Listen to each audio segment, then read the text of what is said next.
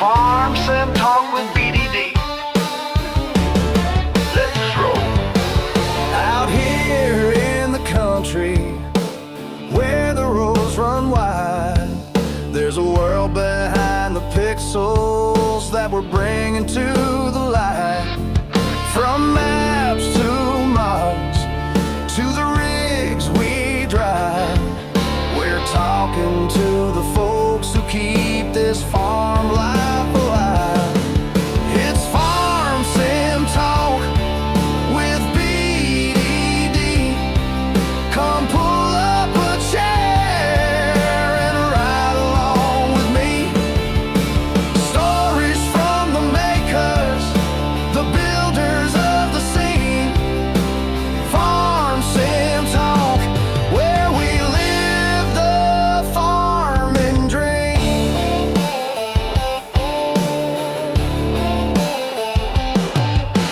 He's got questions rolling like a big John Deere, digging deep with modders so their voices we can hear.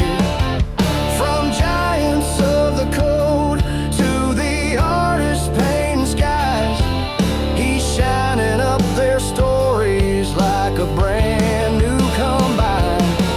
It's Farm Sim Talk with BDD. Come pull up a chair and ride along with me. Stories from the makers, the builders of the scene. Farm Sim Talk, where we live the farming dream.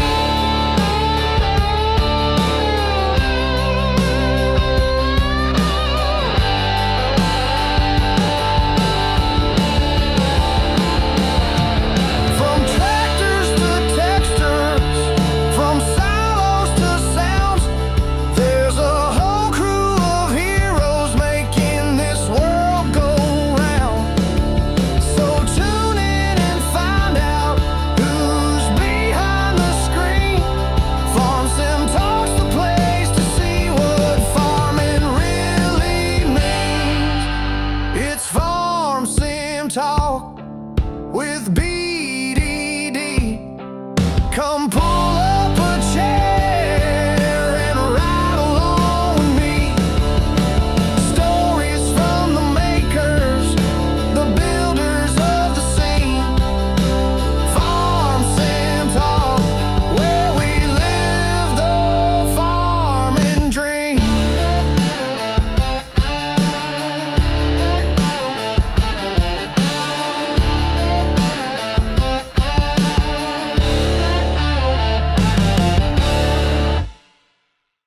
How's it going, everybody? Welcome to the channel. This is Big Day Dave, and this is Farm Sim Talk, a show where we get to talk to other creators here in the Farm Sim community. And today I am joined by my guest, Wranglersaurus Rex. Rex, how are you doing tonight? I'm doing great. Peace and love to all my prehistoric nuggets out there. Awesome, awesome. So, you want to tell us all where we can find you? Well, you can find me here on YouTube, also in the Discords and on the Instagrams. And do you want to give any shout outs before we get going?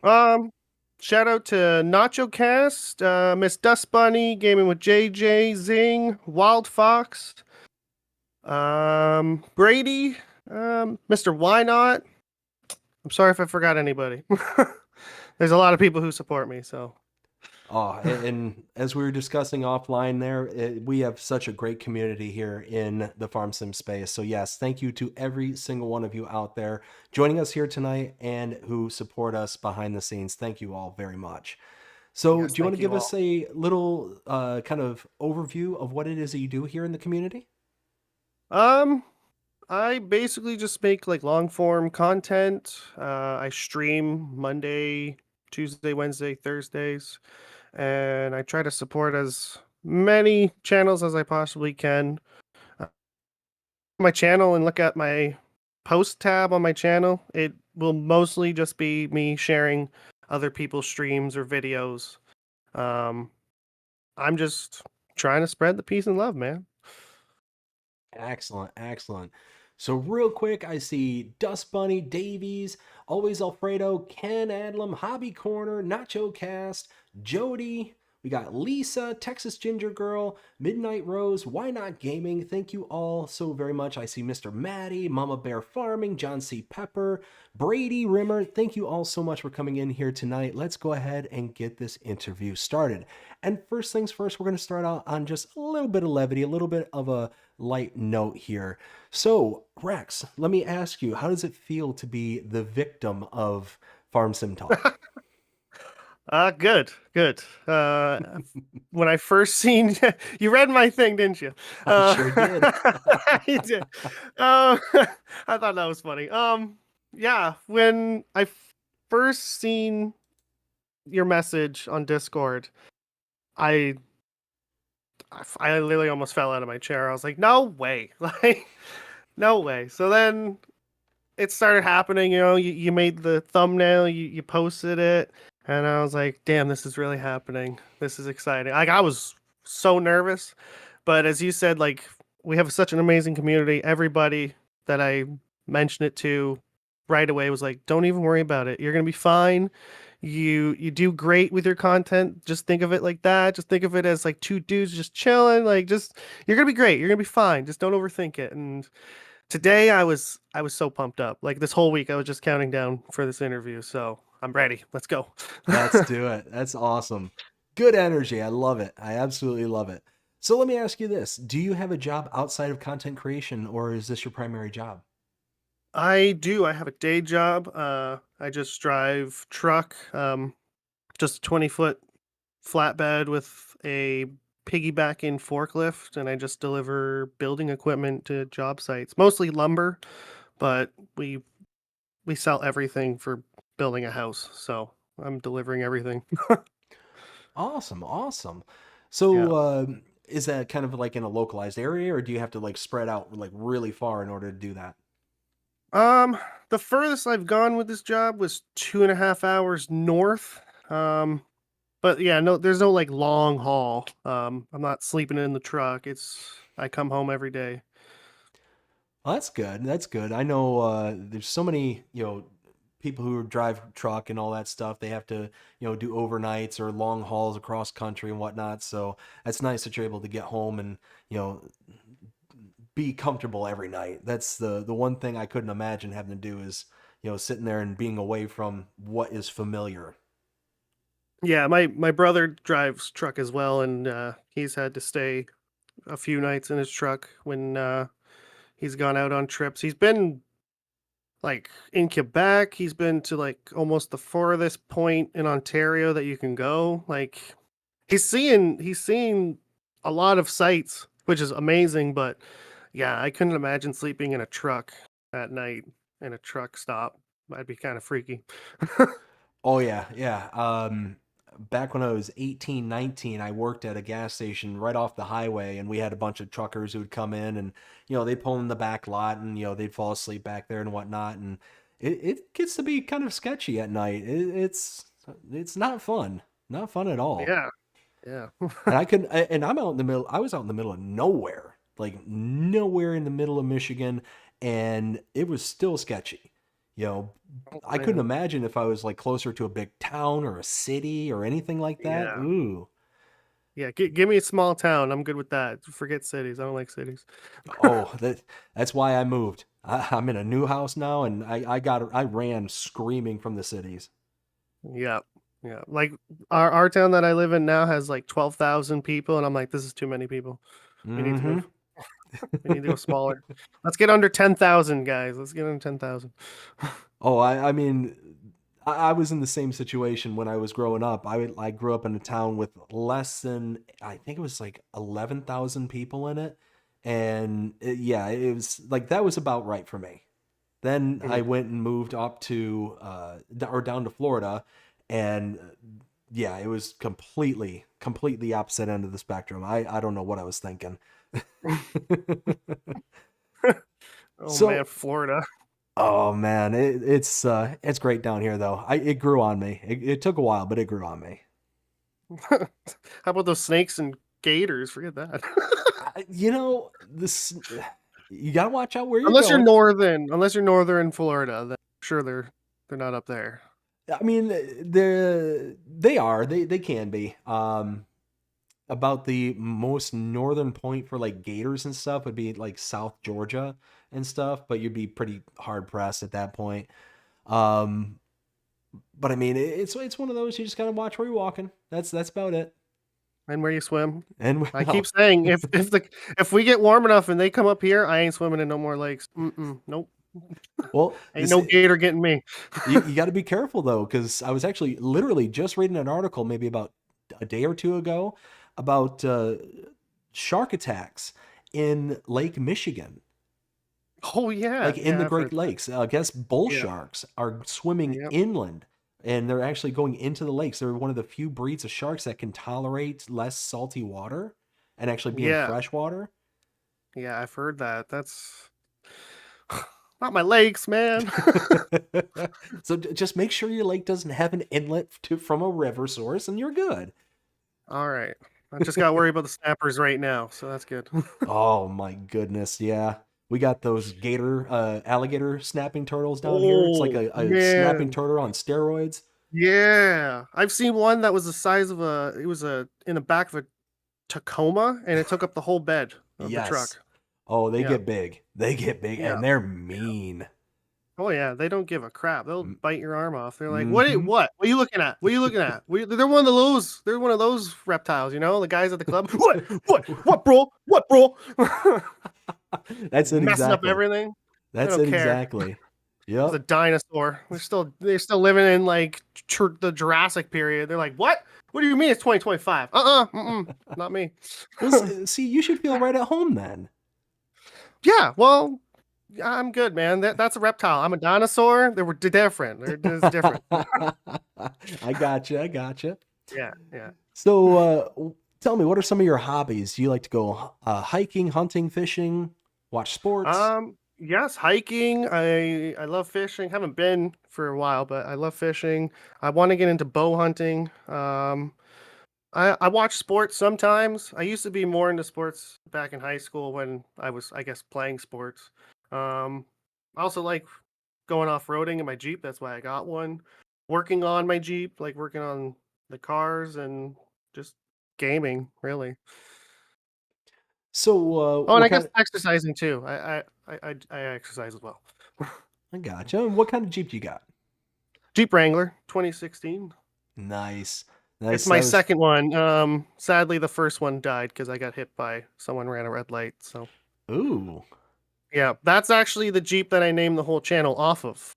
I named my Jeep Wranglersaurus Rex because Jeep Wrangler is actually my favorite vehicle, and then T-Rex is my favorite dinosaur since I can remember. So I just mashed them into one when I got my first Jeep Wrangler, and I named it Wranglersaurus Rex. So then when I started the YouTube channel, I was like, you know what? I like the sound of Wranglersaurus Rex. Let's just roll with it. And I actually got my brother to make the logo that you see there, and he mashed the two together. He got a T-Rex and a Jeep Wrangler grill, and you got Wranglersaurus Rex. The moment that you started saying that, I immediately looked over at the logo that I have on screen, and that's when it dawned on me, like, that's a Jeep Wrangler hood. Like, that's the Yeah. front end from the Jeep Wrangler. And it just, Yep. I'm kind of ashamed that it took me this long to realize what that was. I thought it was gaming controllers. Like a gaming No, controller. I can see what you mean. I can see what you mean. That's actually smart too. Damn. I think my brother knew what he was doing when he made this logo. He was doing something right. He was absolutely knew. doing something He knew. right. He's like, you know what? I'm gonna make it look like a Jeep, but also a little bit like a controller. I think it'll look good. I didn't even notice that. Nice. I mean, for the longest time, that's all I saw was just the gaming controller. It's like, okay, well, it's kind of a more rounded out gaming controller. Maybe it was like from like an older system or something like that. And I'm like, okay. I wonder how many people have thought the same thing now. Now you're making me think, how many people have thought this? Now you're gonna be a little self conscious a little bit. No, now I'm gonna just be wondering that. I'm like, new subscriber. Do you think that's a controller or a Jeep grill? Which one? All the gamers will be like, it's a controller, and then all the people who know Jeeps are like, it's a Jeep. What do you? It's a Jeep. It's like that dress when you look at it and some people see it's blue and the other people see it's gold. What? You never I heard? thought you were gonna say like purple or something. Gold. Yeah, no, there was a thing on the internet like years ago, and people were like, "Oh, the dress is blue." No, it's gold, and apparently the thing was is that depending on the kind of monitor you were looking on it at, it would No change the way. color spectrum on it. So if you That's had like hilarious. I think if you had like the old school like plasma or uh oh goodness, I forget what it was, but it was like some very off-brand kind of thing. It made it look gold, but then if you had like a LED or LCD, then it would actually look blue, or vice versa. It was one of those kind of things. That's so weird. Yeah, it was a fun time in the internet. Oh yeah. Wow. When the internet was still new and that was the most entertaining thing on the whole internet. When you didn't have to worry about life and you could just worry about stupid things like gold or blue dress. Yep. Life was Before we simpler had to back then. adult. Yeah. Damn adulting. Ah, I know, I know. So you mentioned sports. What kind of sports were you into? Well, when I was really, really young, soccer, um, and then some baseball. But my main sport that I played for 7 years straight was football. Surprisingly, a Canadian playing football. Um, Okay. but yeah, just it was funny because I played baseball and then I was gonna go for a fourth year, but then I was like, you know what? I'm kind of done with baseball. It's kind of boring. Like it's just it's kind of just it's not my thing. So then my mom found this ad in the paper saying Pee Wee football, come on down to Iverwin Stadium, which was the big stadium in the close town here. Um, so we went down, and at first, because I seen like kids practicing, and they looked huge with the pads on and stuff, and I got scared, and I was like, you know what? Let's the baseball sign up is today, right? Let's just go to that. Let's go sign up for baseball. Let's not do this. And my mom was like, no, we're here right now. Let's go. If you don't like it, you're gonna do 1 year, and if you don't like it, you don't have to sign up for a second year. Well, as soon as I started playing, I don't know, it just felt right. And it was crazy because I signed up at 12 years old, but I was a pretty big kid. Like I'm not tall, like I'm just under 6 foot, but I'm wide, right? So the age group that I would be in, I was way oversized. They because they had weight limits for each age group, and all the sign up people were like, "You will not make weight at all, so we're gonna push you up to 13 to 16-year olds, and we think you're gonna be fine." And I was nervous, but then I realized that because the weight class and everything, the 16 to 15-year olds had to be like 120, and I was like 140 pushing 150 at like 12 years old. So I was offensive line, and because these kids were so scrawny and small to make weight, I remember so many times during a game I was holding these kids, like two kids with like one hand on each of them, like helping like my teammates beside me and stuff. And like my first year of football, I won most improved offensive player of the year. Um, the second year, I won. I can't remember the award, but I played that league for 2 years. Then I joined high school. I played all through high school, and then I played one more year after high school, and then I quit because I didn't want any more brain damage. So were you always on offensive line, or did you shuffle around? um, Surprisingly, I was kicker in high school for a bit. In grade 10, I was literally everywhere on the field. I would play offensive line, and then if we got a touchdown, I would kick the ball off to the other team, and then I would play defensive line, and I think I was averaging like 2 tackles a game almost. when I was in grade 10 playing defensive line. So I enjoyed that a lot. That was fun times. I was a D lineman myself, a defensive tackle, and I loved it. Absolutely Nice. loved it. It was one of those when I did play. You mentioned awards. I ended up getting the biggest hit of the year, where I Nice. literally knocked the kid out of his shoes. Oh, yep. Yep, automatic. And what's great is I still got it on video. I'll have to dredge it up and look at it again. But you just unfortunately scored on the play. But it was just it was one of those teams that played trap. So for those who are not familiar with football and strategies and all that stuff, what trap is when you're on the defensive line, the person that you're facing straight ahead of you will just run past you, and they'll go downfield and get to the mid backs. And then what happens is that somebody from the opposite end of the line will start running behind the line and then I love doing after. these. Mm-hmm. And they'll come after the person who on the defensive side is free. So it's basically a blind side. And what it's supposed to happen is if they hit you on the blind side, they knock you over and they create this big hole right in the middle of the line. Drive a tractor trailer through there, baby. Oh yeah. Well, unfortunately, it did get through it, but not before I pulverized some guy. Because that's great either way.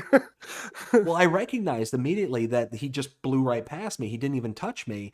I'm like, oh, trap. And I looked off to my right, and there was somebody who was coming in, and I was just turning just in time to where I was able to plant a foot on the ground, and I just trucked him. And like I said, he hit so, like, he went from, you ever watch that show Family Guy? Yep.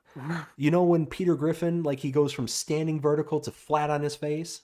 Yes. Like nothing, that's basically what he did, but in reverse. Oh my God, that's amazing. And he did it so hard that the shoes went flying off, and you just see the shoe on the recording just go taking off into the distance out of frame.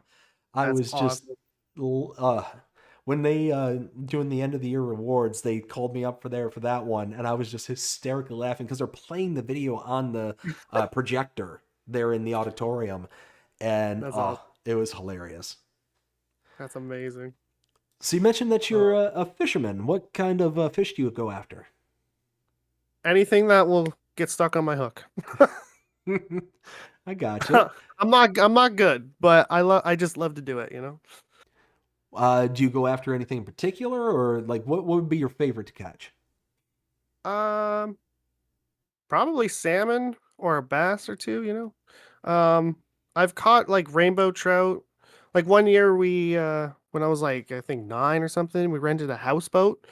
Which I don't know if anybody knows what that is. It's a house on a boat and you rent it and you sleep on it. It was a real 90s thing. And we were on this lake, and the rainbow trout that like was endless. Just endless. Like I was on one side of the boat, my mom was on the other side, and my dad was like baiting and taking fish off our hooks. And we like I would toss mine in, and he would go to the front of the boat, get my mom's hook already, and just get it in the water. I'm like, I have one. Back and forth like all day long. It was amazing. And then recent years I've caught I believe it was trout. Yes, it was trout. And I didn't even mean to, because I was trying for a bass that I seen off the dock, and I was like, "Oh, I see a fat one! I'm gonna get him!" And so I got my rod, and I got like I always do, and I cast it out to where I seen him, and then like not even a second later, I felt the bites, and then I pulled back, I reeled it in, and it was a trout, and I was like, "Oh, well, that's good either way. I caught a fish." Well, they say a bad day fishing is always better than a good day anything else. Yeah, that's true. Mm-hmm. Oh, I got a good football story for you. Since you're a D lineman, I think you'll like this one a lot. Oh, that's so. As I said, I'm not over 6 foot. Okay, I'm like 5'11" at best. Okay, but I'm always been like pretty heavy. So my heaviest I was like 240. And after high school, my one buddy that I played football with in high school, which was a tailback, was like, "Yo, so you're too small to be an O lineman in this league because there's no weight limits and these guys are huge. But you could probably be a fullback, which if nobody knows, there's like a guy in the far back and then a guy in front of him who blocks for him. My buddy wanted me to be the guy who blocks for him. I'm like, yeah, like you and me, anytime I did those trap plays and you were behind me, always touchdown. Let's do it. Let's go. So me never playing anything but O lineman or defensive lineman. I'm like, yeah, what? It's not hard to play a tailback. Like, let's do it. So I signed up to the city league. And the first few practices, the coaches realized like this kid doesn't know what he's doing in the backfield. We have our first exhibition game. The coaches sat me down. They're like, you know what? We're going to put you on O-line because we think you're going to get more time. I'm like, all right, like that's fine. Let's do it. So first practice, they put me like in the center of the O-line where the biggest guys are. Okay. As I said, I'll remind everybody, I was only 240, like 5'11". All right. Their biggest defensive lineman on their team was 6'6", like close to 390, like 390 pounds this guy was. Okay. And he was lined right in front of me. And I remember this play so clearly because how could you forget this? Balls get snapped and I go to block him. He literally one hand grabs my chest plate on my pads and threw me into the running back. Like my feet left ground. There was no ground under my feet and I hit the running back and all the coaches were like, what are you doing? Like, you're on offense. Why are you tackling the running back? And I'm like, I didn't. Lolly threw me into him. And he's like, yeah, I did. I grabbed him and I threw him. I was like, yeah, I'm too small, man. Yeah. So, yeah. That's why I stopped playing football because I'm like, I'm too small. It was one of those, he I'm just too slow. yeeted you into Yeah, he yeeted me. He's like, get out of my way. I'm like, oh, sorry, Godzilla. I didn't mean to. I didn't know Jane was back there. Fucking King Kong over there. Oh no. I get ball. I get it. Oh no. And I'm like, no, don't hurt me. Tell me about the rabbits. I'm like, I don't want to tell you about the rabbits. I was traumatized. Oh, yeah. It sounds like a little bit of trauma was had that day. I was too slow for the shorter positions, and I was too small for the bigger positions. So I was like, I'm done football. Okay, I'll just go fishing. I don't know why, but you immediately reminded me of when I went to it was a city up in the northern Michigan called Roscommon, and every year they would have a like a tournament, not a tournament. It was like a camp, like a football camp, every single year. And this one year I decided to go. It was the one and only time I decided to go. And when I'm up there, you see all the kids getting off the bus, and there's one kid that just towered over everybody else. I mean, like I said, I'm 6'2", 6'3", depending on, the gas station I'm coming out of. I love telling that joke. And and this kid like was over me by several inches. He was huge. Damn. Huge. And it was one of those where we were lining up and doing blocking drills, because, offensive line and defensive line went to one end of the field, and then the quarterbacks went down the other, and kickers and all this stuff. Everyone was divided up on the field. And they made two big lines, and one person was the blocker, the other person was the runner. And this kid was several steps ahead of me, and he just trucks through the person who's the blocker. He turns around, grabs a plaid, and everybody's getting just stuffed by him. He's just absolutely waylaying on people. Well, then it gets to the point where I'm finally up there. I'm like, okay, well, here we go. And I'm no slouch. I'm no pushover whatsoever. So it was one of those, I knew I had to get under him to get underneath his weight. And lowest man wins. What's that? Lowest man wins. That's it. And he was one of those where he wouldn't get down low enough. And that was what people were just banking on, is they would just run into him and hoping that he would just kind of push back. It's like, nah, we're not going to do that game. So sure enough, I went there and I got low and I drove my shoulder up and into him and I threw him back. and Nice. people were blown away. And of course, not the rest, but the coaches, blew their whistle. It's like, all right, everybody go get water and whatnot. And he's like, absolutely. Like, he freaks out, losing his mind that somebody actually knocked him off his feet. He's like, I want to turn. He's like, oh, okay. Okay. So sure enough, I grab the pad and I'm braced and ready for impact. And sure enough, he just tries to truck me and I get down lower than him and push up against him and he's not able to get through. So it's like, hey, size is not always the predeterminate there. No, no, that's true. That we on my high school senior team, we had a kid that was 7'2", and he Wow. thought the same thing because he was towering over everybody that it didn't matter, right? A lot of the guys that were over 6 foot had problems blocking him for some reason. I don't know why, but he was like a defensive end, so he was like on the outside of the defensive line. And in high school, I was on the outside of the offensive line. I was tackle, and so the one practice we were lined up against each other, and he tries to like swim over top of me, and I couldn't reach his armpit, so I just kind of like hit him in the ribs and pushed on his hip, and I drove him right into the ground. And he gets up, and I thought he was gonna like hit me or something. He's like, "Good block, man. Keep that shit up." And I was like, "Oh yeah, no worries, man. Like, thanks." Kid was huge. Oh man. One of those like gentle Ugh. giants. Yep. Yeah, he really was. He really was. He was like one of the nicest kids I met. Like huge, ginormous kid. Like you see him, you could spot him like all the way down the hallway, and you would yell his name, and he would turn around and be like, "Yo!" every time. That's awesome. Yeah. So you mentioned that you like to go hiking. Where all have you gone hiking? Um, just trails around here. Luckily I live in a pretty good spot of there's a lot of good walking trails around me.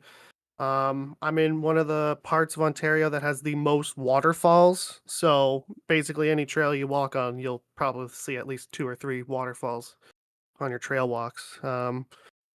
Not even 5 minutes away from my house, there's like what they call the rail trail, which used to be like train tracks. Now they made into a walking trail. There's that just goes for miles. So plenty of walking places to go hiking and stuff. Excellent, excellent. Yep. So, do you like to read? Yes, I've read all the Jurassic Park books. When I was younger, I read all the Harry Potters, a bunch of other books that are like not known at all, but I don't know, I read them. Comic books too. I read a lot of comic books. Which would you say is your favorite book that you read? Jurassic Park. Nice. Like How does it hands stack down. up to the movies? I honestly like the novels better just because how he wrote them was so it's what I would want the movies to be, just a little bit more gory. Like the one scene with in the first Jurassic Park, when the fat guy with the glasses is in the Jeep and he gets attacked by, the dinosaur with the frill, the Dilophosaurus. Mm-hmm. Mm-hmm. Um, in the book, his guts actually get like his stomach gets slashed by one, and they fall out in front of him, and he's like holding them, and he like falls to the ground. And in the book, he made the Dilophosaurus' actual size, which are like I think close to 7 foot or 8 foot tall. So they're pretty big dinosaurs. In the movies, they made them like 4 feet tall, which is Mm-hmm. not the actual size. So in the book, it actually grabs Nedry by the head and picks him up in the book. And I'm like, oh, that would have been so much cooler. But I get it. They want to sell it to kids, and you can't sell that to kids because there's guts on the ground. But Yeah. yeah, just everything like and the one scene in the book too, there's a really cool raft scene, which is in actually the new Jurassic movie, Rebirth. Um, but yeah, I don't know, I just like the books. Like I love the movie, but I could read the book over and over again. And what about you mentioned comics? Do you have like a favorite? Are you like into the like Marvel DC or Um, well, my two favorite superheroes are Deadpool and Spider-Man. And then my two favorite villains is Venom and Joker. So Oh, nice. Yeah. Okay, okay. So you got a good mix of Marvel and DC there. Yeah, like I'm not too into Marvel. I mean DC. I like Batman, and that's about it. I love all the Batman villains as well. It doesn't like Joker is 100% number one, but all the Batman villains, like they're so cool. And then Marvel is well, it's Marvel. We all know how cool they are. Well, the cool thing about like Batman, it was just so dark and gritty. Like Yeah, it was the complete opposite of what most like writing material was Marvel. in those days. Yeah. Yeah, Like Marvel, you look at like an old Marvel comic and it's so bright and vibrant. You got all the colors because all the different heroes yep, have their own different flair and all that it's true. stuff. So it's just one of those where you had the Dark Knight come around and all of a sudden it's like, whew, like this is a leap away from what was. So that was, yeah, I definitely saw the appeal, and I also loved the contrast of when it came to like Batman, Superman, the whole Metropolis being like the good side, like Oh yeah, it was supposed to be like the representation of, I think it was like New York, and then, or at least yeah, at the time, and then Gotham was supposed to be like, ooh, was it supposed to be LA, or it was supposed to be like, it was supposed to be like the bad city at the time. So it was supposed to be like the actual contrasting of when they were written kind of thing. And each hero was supposed to be kind of like, the good side, like the ultra good versus the good but can be tainted. hmm So it was also, there was all like that deeper kind of meta that was involved in the DC world that was not, I mean it was, but not as deep as DC in my opinion. But anyways, yeah. so what would you say is the worst book that you've read or comic? I can't tell you because I wouldn't remember it. I gotcha. um, yeah, I don't know. I yeah, I totally forgot about it because it sucked. Oh, you know what? No, actually, the third Michael Crichton book that I tried to read, I could not get through it. It's called one sec. Okay. Oh, it's called Dragon Teeth. Sorry, I had a. It's right on my shelf.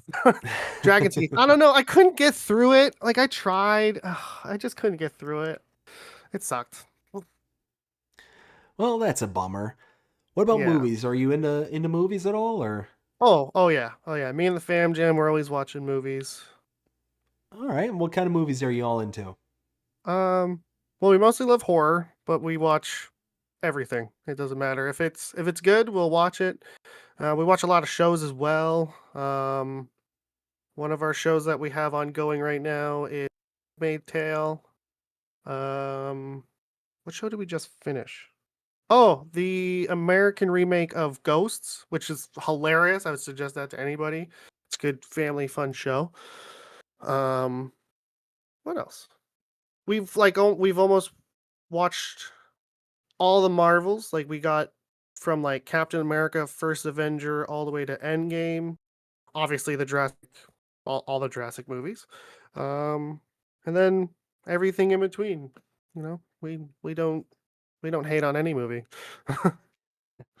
You mentioned horror is one of your favorite genres. What kind of appeals to you regarding horror? um, I guess just like the thrill of it, and to see like I don't know. I guess seeing it takes the fear out of thinking that's what's in the dark, if that makes sense. Like my mom loved horror, so I guess I just kind of like went off of that. Like my dad always didn't want to watch horror, so anytime, remember Blockbuster, anytime we would rent movies, me and my mom would get a horror just to watch together. So it was kind of like our thing, and then I just kind of fell in love with horrors. Like she first introduced me to the classic Friday the 13th movies, which were really Oh, cheesy. Yeah, and I was like young too. I was like still single digits for sure. oh When she wow, first real introduced young. me, yeah, yeah, like when she first introduced me, and it wasn't like I was the only one family, but that was the first time I seen a horror because I was like, oh, come on, it's like Halloween. We got to watch a scary movie. And my mom picked up a movie, and I was like, no, that's a kid's movie. I want a real horror. And my mom's like, okay, I got you. She picks up the first Friday the 13th and the second one, and we watched both the same night. And the whole time, I'm just like, yeah. But anytime there was a nude scene, my parents were like, cover your eyes. But, we look through the fingers. So Yeah, that didn't peeking. work. Didn't work. But yeah, my favorite, probably my favorite one would be It. Like the original It from like I think it was like the 70s or 80s, Mm-hmm. and then the newer ones as well. Because that was my mom's favorite novel and horror movie as well, and it's like just kind of means more. And just like the new one, oh my god, it's so good. It's so good. I can't even not love it because it's so good. Like, They I did can't say it such enough. a good job. Like the original was fantastic, and it was Yes. just Yep. especially for the time. Like you look at Mhm. it now, like if you've never seen it, it's one of those that most people would just be so desensitized because of all the kind of gorier kind of stuff that is out there. You know, it probably wouldn't hit as well. But if you watched it, No. like back then, or even in like, especially if you were younger kind of thing, it would hit like really hard. And I did. I watched it just like you when I was younger. And yeah, my mother too was also a huge fan of horror. And Yeah. she absolutely loved that movie as well. And I got to watch it, and yeah, it hit hard when I was younger. And getting to see the remakes, they did such a good job. Oh, so good. Not just modernizing it to the fact of, okay, we've got to add some like, you know, digital kind of like jump scares and kind of Yeah. bric-a-brac. Like they legitimately stuck with the kind of original content of the book and the movie, and they just kind of modernized the graphics and made it to where it was more intense kind of thing. More believable too, because of how good the graphics are. Mm-hmm. And like the casting, even the kids who they casted for the characters were like so good at their parts. And like oh man, why can't I remember his name? Skarsgård, the guy who played Pennywise. Oh my Mm-hmm. god, he does such a good job. Hiya, Georgie. Like, phew, so good. And the Oh whole man. the whole time you're like, no, run, get out of there. Georgie, run! Get out of there, Georgie. Oh man. And then in the second one, oh, and it's chapter 2, when like Mm-hmm. you're like, kid, get out of there. And he dies. But that's what happens. Spoiler alert. Spoiler alert, Pennywise eats children, everyone. Pennywise Hmm. eats children. Spoiler alert. That's kind of a shtick. That's the thing. I'm sorry. You can't blame the guy. He was born that way. He was born that way. What about music? What kind of music are you into? Everything. Mostly country, because I'm a little redneck. uh, yeah, country for sure. It's funny because when I was growing up, my brother is like, well, my oldest brother is like 7 years older than me, and he was like into like Green Day and Blink 182, Sum 41, all those like 90s punk bands. And so when he kind of grew out of them, he handed me down his CDs. So that was my first introduction to music besides like the 90s, I guess you could say, like hip hop kind of stuff, because I did breakdancing for 2 or 3 years in the 90s when I was like 5. Yeah, and younger. It was bad. I could not dance. But anyway, so like I started with punk and rock, and then it turned into death metal in high school. Like going into high school, it was like Cannibal Corpse, Lamb of God, Cancer Bats, like the really heavy shit. And then Mm-hmm. all my friends like going out of high school are more into like the hip hop, like Eminem and Snoop Dogg and all those rappers and stuff. So then I kind of went more that way.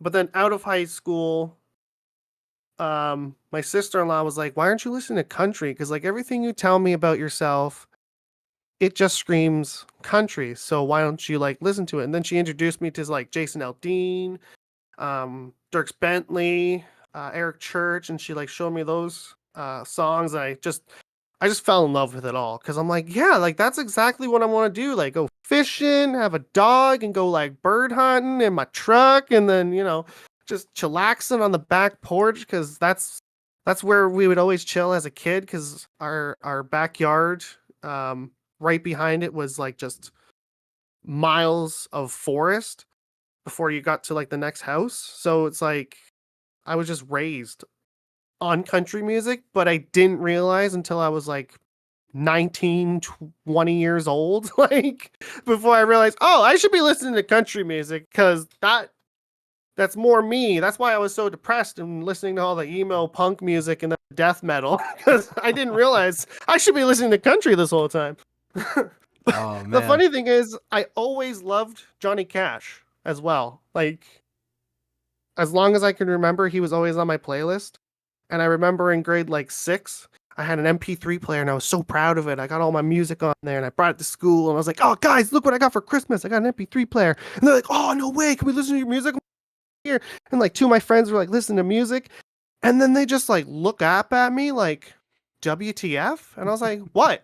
They're like, "What kind of redneck crap is this?" I'm like, "Redneck crap." And I grab a headphone and I put it in and it's Johnny Cash, "Burning Ring of Fire." I'm like, "This isn't redneck Aw, shit. Like, what do man. you mean? This is good stuff." They're like, "Nah." And then they just walked away. And I was like, "All right, don't show them that." That's when you holler at them as they're walking away, Philistines.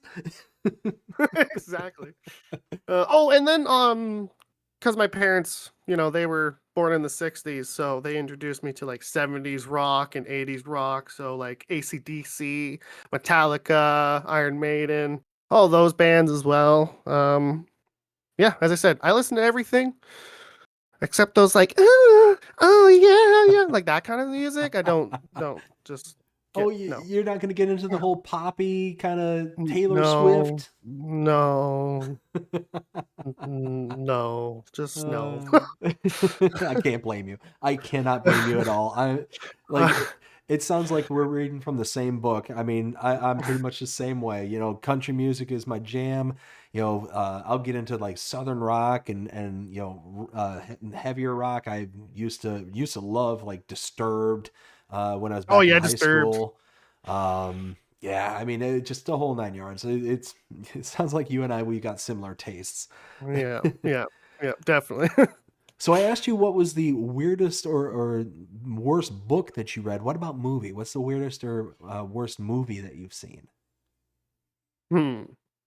Well, I never watched it, but one time I was in this movie store with my aunt at the mall, and I picked this DVD up, and it was The Killer Tomatoes.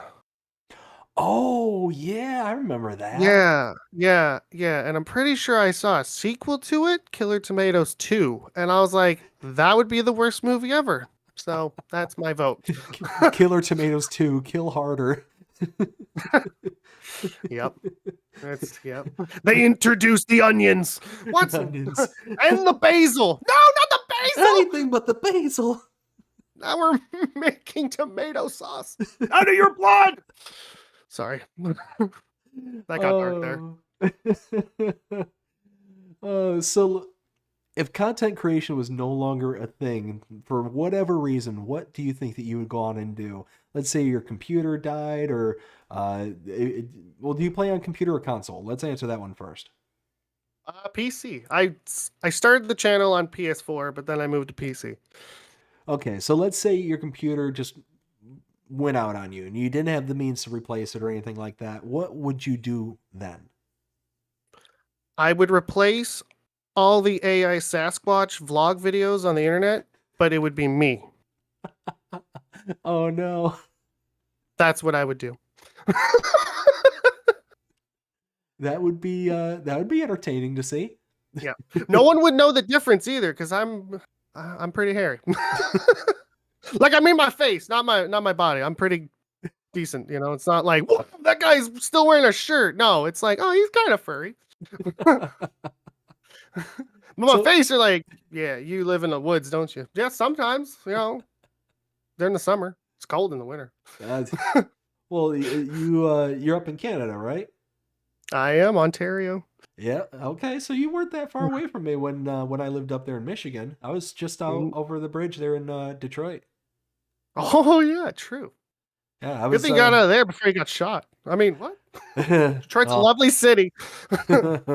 yeah, yeah, you can say that.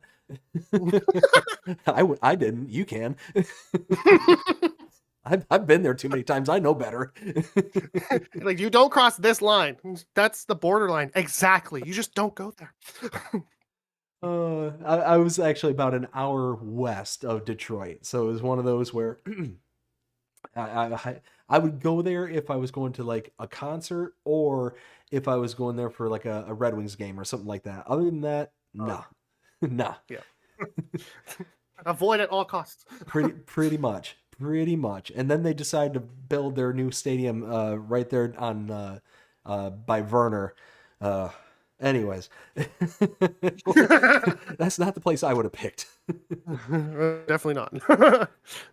So has it always been your Uh, dream to be a content creator, or do you think you just fell into it? just fell into it. Literally, it's so dumb. I was playing Madden one night, and it was just like some crazy legendary play, like one-handed catch, touchdown for the win. And I was like, why am I not recording this and like posting this? Because this is legendary. Like, why am I just playing video games when I could like potentially make money off of video games?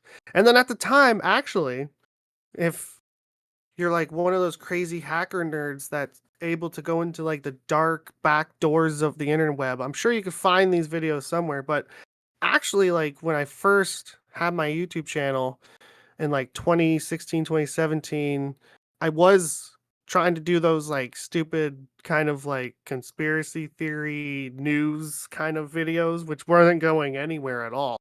Um, First of all, I don't have the time to keep up with how much stuff is going on. And also it's just that it's not a good space to be like mentally because it's crazy.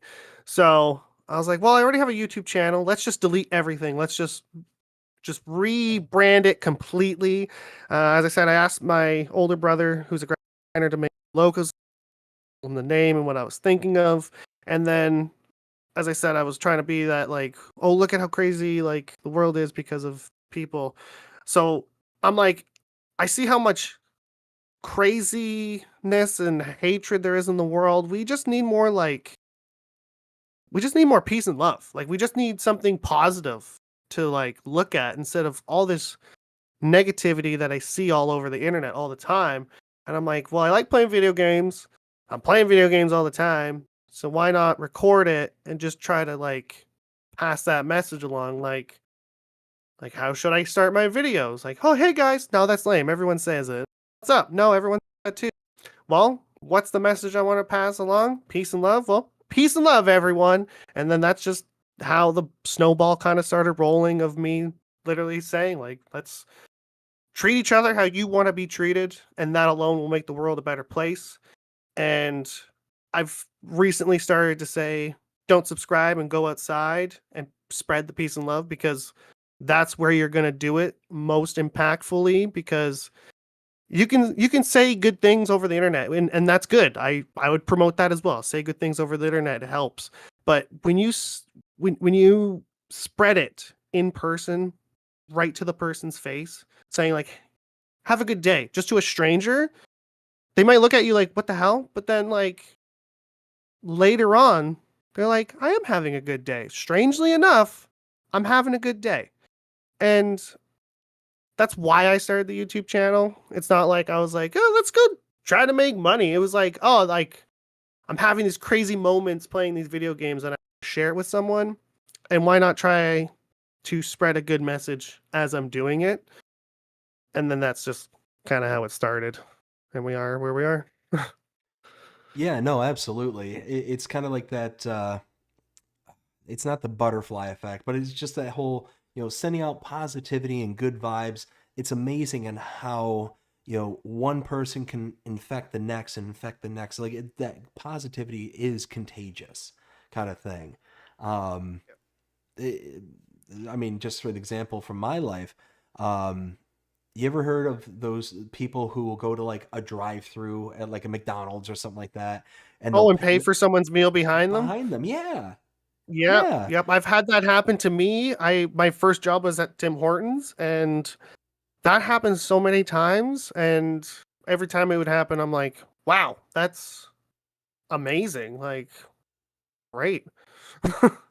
Well, and I mean, it might be one of those things where you don't know what that person behind you is going through, and that one little act of kindness could have just completely changed their entire scope on, I mean, Yep, could on life. It could you have no idea or understanding of how impactful that kind of message can be to the yep. right person. It's Like they could have gotten, like, you don't know, they could have gotten up for work and trying to make a coffee and like spilt it, and then they got in a fight with like their spouse, and then they're not wearing the right tie with the shirt, and then they're just having a crummy morning, and all of a sudden oh, your coffee's paid for, sir or miss. It's like, oh, well, that's a positive. And then it's kind of like, as you said, it's kind of like just an effect, like almost like a kindness virus, like that kind thing gets into your brain, and then you start thinking of like positive things, like, oh, like before coming into work, I was like, oh, forget this place, but now I have this little bit of positivity, and that that thing that would bug me yesterday is not really bugging me today. I can laugh at that person showed me kindness, and I don't know, like what you were saying, it's kind of like a butterfly effect. yeah, it's not the right word or the not right terminology, Yeah, but only I thing think we can think everybody of right knows. now. Yeah, I think everybody knows what we're talking about. But so you mentioned earlier about conspiracy theories, that you were, Oh, trying to start a channel based around that. So what was one conspiracy theory that you had kind of dug into prior to blowing that portion up? mm,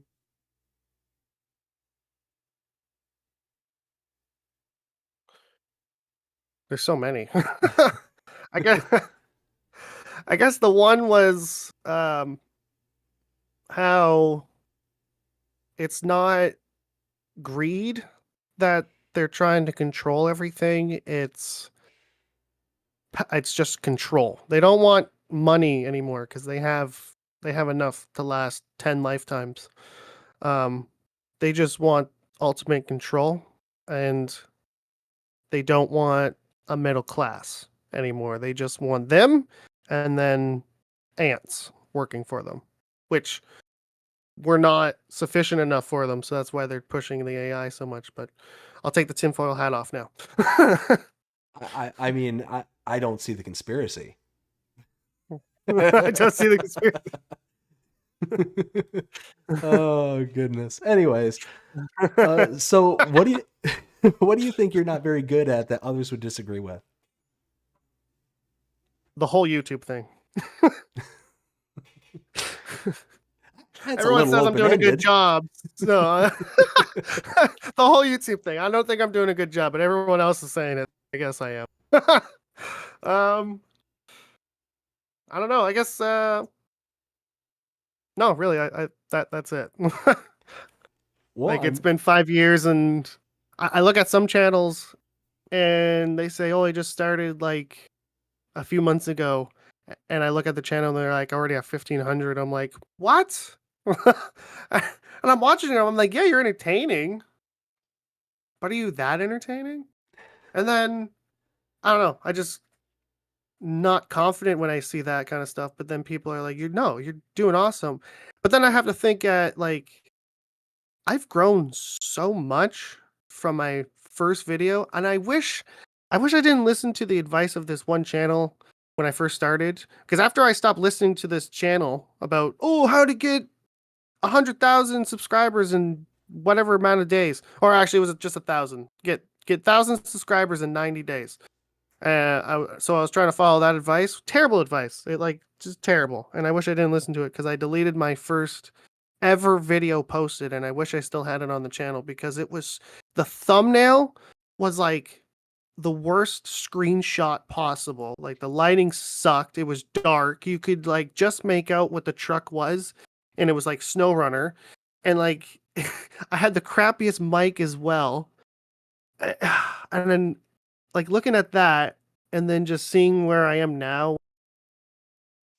I look at my thumbnails, I'm like, yeah, that's a pretty good thumbnail. Like that's pretty good. And I look at my analytics, I'm like, my analytics are telling me like, yeah, that's a pretty good thumbnail. Like I'm getting good. I'm like getting good angles and screenshots now, and then just being able to do the content itself, like what my parents always taught me, practice makes perfect. And it's been like 5 years of growth of me like not knowing how to do anything at all. Like before, when I was doing like the other kind of style of channel, I was just on my phone and it was easy, just post it that way. But then I had to learn, well, how do I record on PlayStation? How do I post from PlayStation to YouTube? How do I edit on PlayStation? And then when I went from PlayStation to PC, well, how do I edit on PC? How do I record on PC? What mic do I need? And from that, it's just like, okay, if I think about all that, then me hitting 1,000 subscribers now makes sense. Because these other guys that I watch that are like only a few months and have like almost 1,000 or already hit 1,000, they know computers. Like they're editing files in Farm Sim. Like they're changing different colors of like their icons and stuff. And I'm like, I don't even know what you guys are saying when you're talking about changing files. Like which files? Like in a drawer? Like I don't know, man. I'm pretty crappy with like technology. Like me and technology do not agree, but I'm still making it work. So yeah.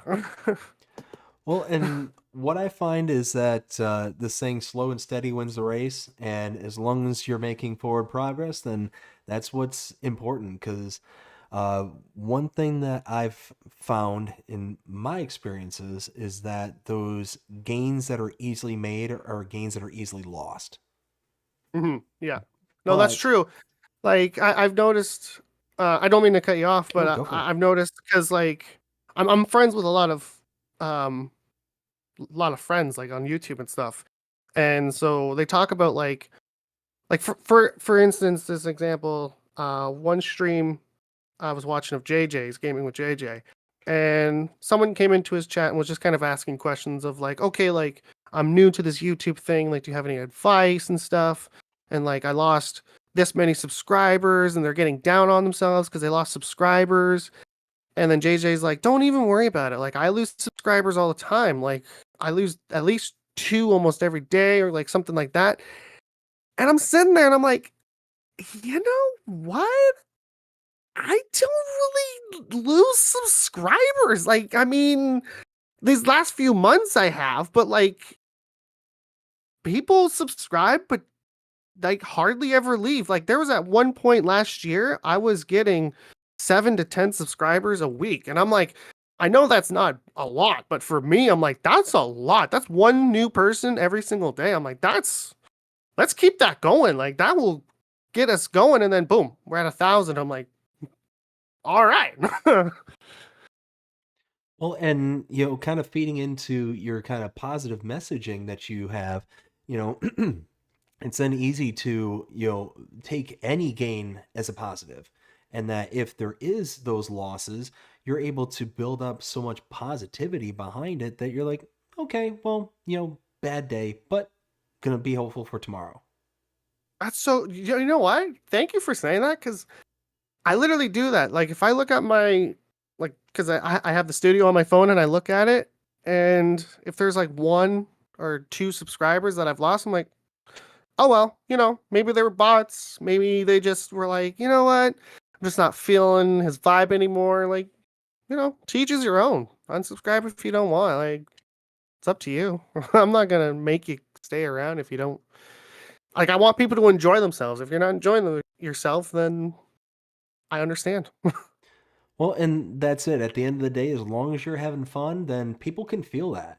They can feel the Yep. positivity and they can feel that, hey, this guy's having fun. This is a place to be, kind of thing. So it's going to happen. It's one of those that it's a slow and steady process. And like I said, it's those gains that happen quickly are those gains that can easily be lost quickly. Yep. So Yep. that's how I always see it, at least. Well, that point too of like what you said there, like if you're enjoying yourself, everyone else will be enjoying yourself. Tuesday, I actually ended my stream early because I wasn't enjoying myself and I didn't want to portray it onto my viewers because I don't need them suffering my negativity, So I ended it early, just like I just wasn't enjoying myself. So I ended it, and the next day I felt great and we had a fantastic stream. Like there was a whole bunch of people came in and we had a good time. And sometimes you just need to recharge the batteries to find that positivity again. Oh yeah, yeah, and that's the thing is, positivity, just like any emotion, is taxing. It is very taxing, kind of thing. So there's always the importance to kind of sit back and rewind and recharge yourself, to be able to continue with that positive message. It's, you know, at the end of the day, as whether you're a content creator, whether you're just doing your own thing in the world, kind of thing, if you're putting out that positivity and you're able to then go home at the end of the day and just kind of breathe and relax and go about your day, then it gives you the opportunity to keep on going with that positivity. So it's really awesome that you are openly out there putting out that positive message, that your channel is focused around it. I think that more positive is needed in the world today, as opposed to a lot of the things that we do get are extremely negative, extremely to the detriment of people's mental well-being, their physical well-being, whatever the case may be. So it's very heartening to see a channel like yourself that's dedicated to that positivity. Yeah. Well, thank you. I try to like Instagram, like exactly what you're saying. Like just they like try to feed it to us, almost like force feed us all this negativity, and it's like the days I don't go on to Instagram that much are the days I feel the best.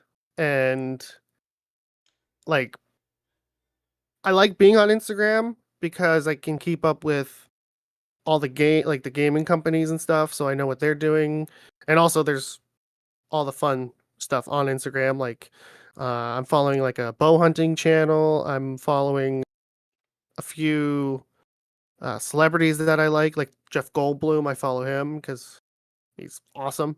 And then um, yeah, a few other Instagram pages. But then it's like, oh yeah, like here's all the stuff I want to look at, and then here's just BS, and I'm like, yeah, I'm really conflicted. Okay, I want to know all the messed up stuff, but I don't want to know all the messed up stuff. Like, Yep. I want to be aware of it, but I can't. Some days I just wish I was just totally oblivious. Like some days I wish I was. Like maybe I am, but I don't think I am. I don't know. Some things I'm oblivious, but yeah, just you just gotta try to be. You just gotta keep in the back, like not in the back of your mind, like at the front of your mind every time you are out in public, to think before you do something. Would this person like me to do this to them? So if you're in traffic and you decide to just cut somebody off, would you like being cut off? Probably not. Or like in a grocery store, would you appreciate someone putting their cart in front of you? Probably not. So you should be aware of your surroundings around you. And then if you do have an encounter with someone, just try to be as positive as you can be, because most things you can end it with like kindness. Or in my case, I usually end it with sarcasm, but it's usually worked. Laughter is kindness. So if you make someone laugh, then I guess at the end of the day, you succeeded in being kind. Oh, absolutely. So let me ask you this. What kind of family dynamic do you have at home?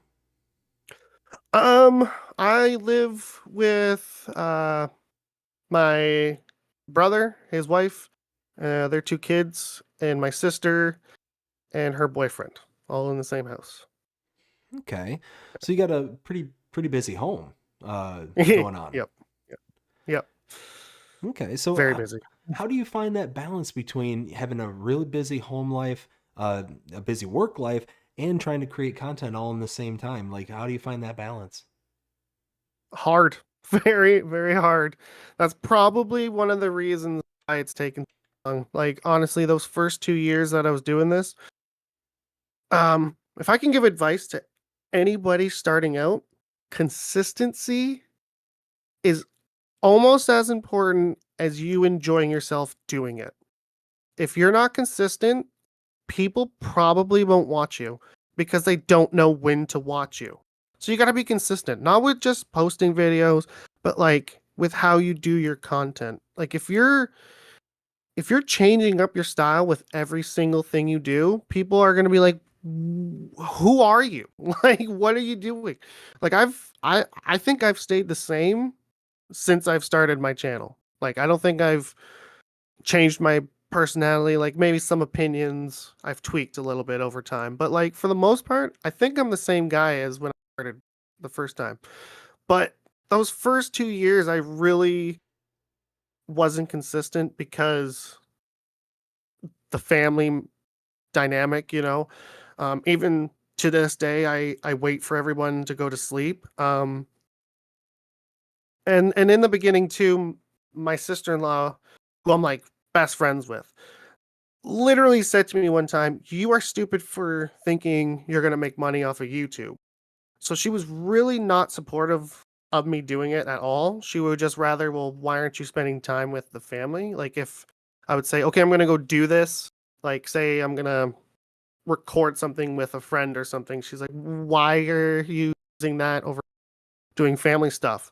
So it was really hard to record or do anything. So sleep. Um, but over the years, she's, I guess, realized that okay, he is making something out of this. He's enjoying it, and if this is something that he wants to do, well, I'm not. I can't stop him. He's just gonna do it anyway. So, um, that has helped her being more supportive. I don't feel so guilty if, say, someone needs me to help them do something during like the weekend or during like family time anytime. um so that's helped. And um yeah, I I don't have good sleeps during the week because of my day job. I have to get up at 5 in the morning Ooh. um every day. I don't get up at 5. I usually get out of bed at like 5:20 and have like 20 minutes to get ready for work, which I never get ready in 20 minutes. So it's bad. And then I stream till 11 every night, which then I stop at 11, but then I take a screenshot, make the thumbnail, turn off the PC, then I have to brush my teeth, and then by the time I get into bed, it's like already like 20 after 11. I'm like, oh God. But it's like, there's just something in me that's like, I gotta do it. I just gotta do it. And I think it's too, I've always been I've always loved editing videos and thinking of videos. Like, I could listen to just a song and literally in my head, I'm filming a music video. Like, anytime I've listened to a song. And in grade 7, well, a few years in elementary, I wanted to be a director, just like Steven Spielberg, my favorite director, who filmed my favorite movie. So, duh. Um, I wanted to be a director, so my parents bought me a camera. But my parents didn't have a lot of money, so they bought me the best camera that they could, which was like some cheap under $100 camera. Not great quality, but I was making videos, I was having fun with friends, and then one of my other friends who's also wanting to be a director was like, "Hey, I heard that you're making videos. You want to come over? We can film together because then we can have two different angles, and that would make the movie so much better." I'm like, "Yeah, let's do it. This is awesome." Um, his parents got him a $200+ camera, so he had like the best quality ever. We did a whole day of filming stuff. He's like, okay, just leave your camera here. I'll pick through the footage and I'll let you know. It was like not even the next like day. I think it was like the same day he comes to my house and drops off the camera. Is like, yeah, I like really didn't use any of your footage. It really sucks. If you can get a better camera, I will film with you anytime. And then right there, I was discouraged from being a director, and then I had a whole like, well, what the hell am I gonna be now? But I think that drive has made me enjoy making videos. So it doesn't matter that I have like tiny bit of sleep. I'm just enjoying loving creating content, enjoying meeting all these people. So if my family's supporting me and the people in the community are supporting me, then there is no reason to stop doing this at all. I don't even remember the question now. It was how do you find that work life and home Yeah. balance? Yeah, Hard. no, and you're absolutely right. It's one of those that you find a way to make it work for everyone who's involved. If I can quote the Dr. Ian Malcolm, life will find a way. I love it. Love it. So, as part of your job, you're having to travel, all over your local area. You mentioned how you went over 2 hours away at one point for it, but it sounds like for the most part you stick to pretty much a local area. Would you consider yourself somebody who likes to travel, or? Yeah. Yeah. I don't like being a trucker, but I do like traveling. Um, like I wanna visit my whole country of Canada. Because I haven't been out of Ontario besides when I was 12. Me and my family went to Austria and Germany because my dad's side of the family is from Germany and Austria, so we stayed in Austria with family and we spent 3 weeks there. Yeah, it was a really good time. But besides that, that's the only time I left. Also in grade 11, we went down to Warren, Ohio to play one of their high schools, and we got slaughtered 50-7. So at least we Ooh. scored a touchdown. Yeah. You can't compete with people who poop footballs and pee Gatorade. That just doesn't. When you're used to the ice, boys, and you play the hockey all the night. Mm-hmm. Oh yeah, especially there in Ohio, you're getting them good old corn-fed boys. So yeah, it's it's gonna Their be a junior rough team night. came out. Their junior team came out, and we're like, "Oh, there's their senior team." And our coaches were like, "Guys, that's the junior team." We're like, "They're as big as us." Like, what do you mean? We're playing them, Oh. right? We're not playing the seniors. That's their college team over there, right? No, that's the senior team. Well, we're dead. I had a similar story. There was a team that, oh goodness, Britain Deerfield. It was the one team that we faced that wasn't in our conference at all. Like I think we were like a Class C school, Class D maybe.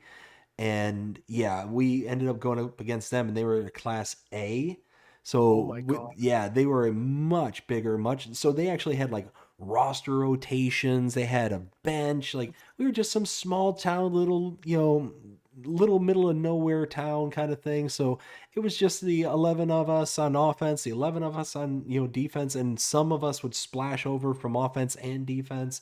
So it was just it was nuts. It was absolutely Oh nuts. my And we ended up god. getting slaughtered like up against this team. I think it was like in the 70s to maybe 14, I think is what we ended up getting.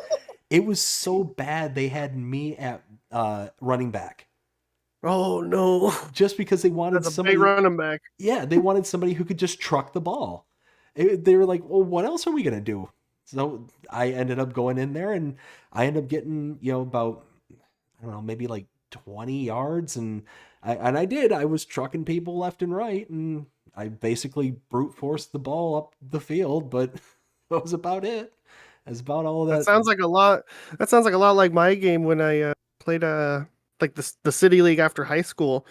because it was like a provincial league. So we traveled all the way up to Sault Ste. Marie, which was like a 12-hour drive to get to Sault Ste. Marie. So only like maybe half our team came.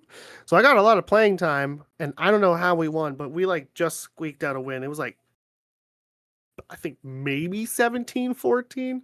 Could have been even like 13-10. Like it was not a good game. We had no players. Their team was just small.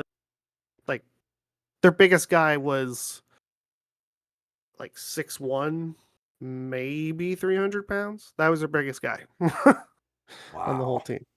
Yeah, they were a small team. They had a lot of heart, though. They had a lot of heart. Oh man. So if you had all the money in the world, didn't have to worry about it, where would be your best favorite destination spot to go visit? Probably Jamaica. Okay. Okay. That would be the first place I would go, but then there's like a whole bunch, like, after I thought of Jamaica, there was like a whole roster of places. Like, see all the pyramids around the whole world. See all those, because those are crazy cool. Mm-hmm. Obviously, as I said, see my whole country, even the territories. I don't care. I don't discriminate against the country. And then I would see America, because you guys got some pretty cool natural things down there as well. So I'd want to see that. Um, yeah, go back to Germany and Austria, see some family. Australia would be a cool place to go as well. I'd like to go there. Yeah, but the That would only be problem with Australia is everything tries to kill you there. Like you were mentioning So how, does Florida. What do you mean? Florida as well. oh So, no, see, not like Australia. Australia, well, like, yeah, you guys are toned down like to like 5, and then like they're on like 11. So yeah, yeah, they you're got like, like, oh, look at this cute little butterfly dead. oh man, they got what, like the top? I think it's like the top 8 out of 11 deadliest snakes in the Poisonous snakes. world. Yeah, They've just don't got, go there. yeah, they got like I think the top 5 or 6 deadliest spiders. They've got crocodiles. They've See, got, I think the spiders is the scariest thing to me, because I feel like I'll be able to like spot out a snake because I'll be looking for them. But spiders, they're spiders. They're sneaky little sons of, you know. oh, I tell you what though, those snakes, they can be a little sneaky. I got a personal story about that one because I hate snakes. I cannot stand them. I'd be happy if Yeah, the whole world was rid of them. I know they like are. I'll catch them. Like as long as it's a gardener snake, I don't catch anything else. As long as Mhm. it's a gardener snake, I'll pick it up. I'll pretend I'm like Steve Irwin. Oh, crikey, look! It's like toss it away. You know. I used to do it as a kid. I would grab like the tiny ones. I'm like, oh, friends would be like, "What are you doing?" I'm like, ha, ha, ha, ha. They'd be like, "What the?" Yeah, I was a Nope, nut. nope. See, I would have a friend that would do that same thing, and he would go and grab them. I'd go run in the other direction. Like, nope, just absolutely nope.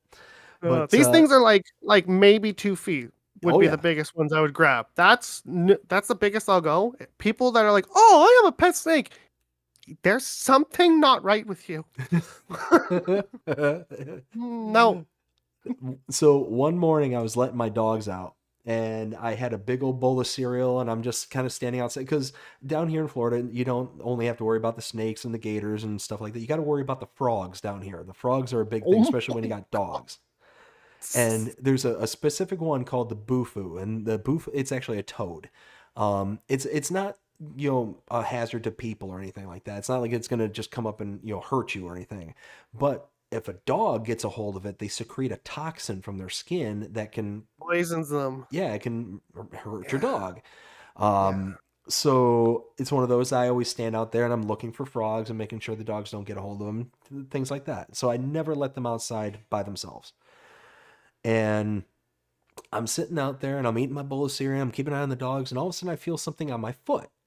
I'm like, huh. And then it's gone again. I go to look down because I got the big bowl of cereal in front of my face. And I look down and there's nothing.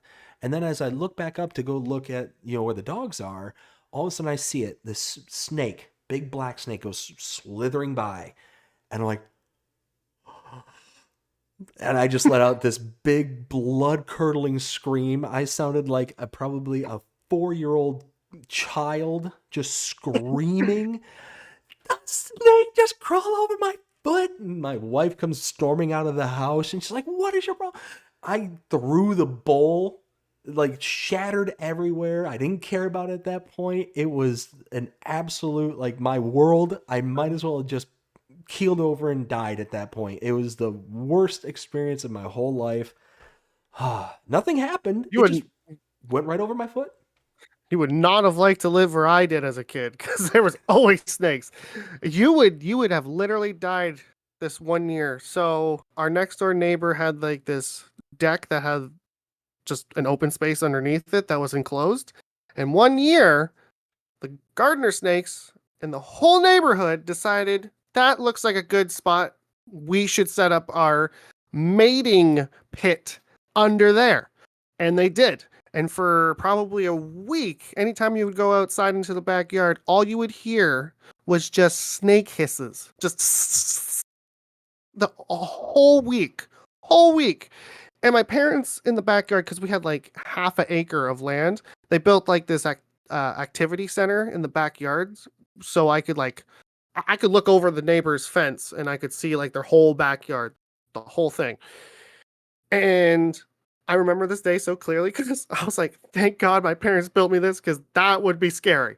I was up there, I was doing my kid thing, imagining some crazy stuff, and then some crazy stuff actually happened. The hissing just stopped. It was dead silent. Like there was not a bird chirping, nothing. It was silent. And I was like, what's going on? So I peeked over the side of my activity center, and then just hundreds, I mean hundreds of gardener snakes exploded out of the underneath my neighbor's deck, just everywhere. Their lawn was covered in them. And I'm like, okay, I'm not going down there for like an hour.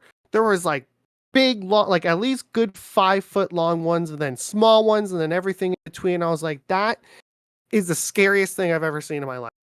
Like there was so many snakes. Like they're not poisonous, but goddamn, there were so many snakes.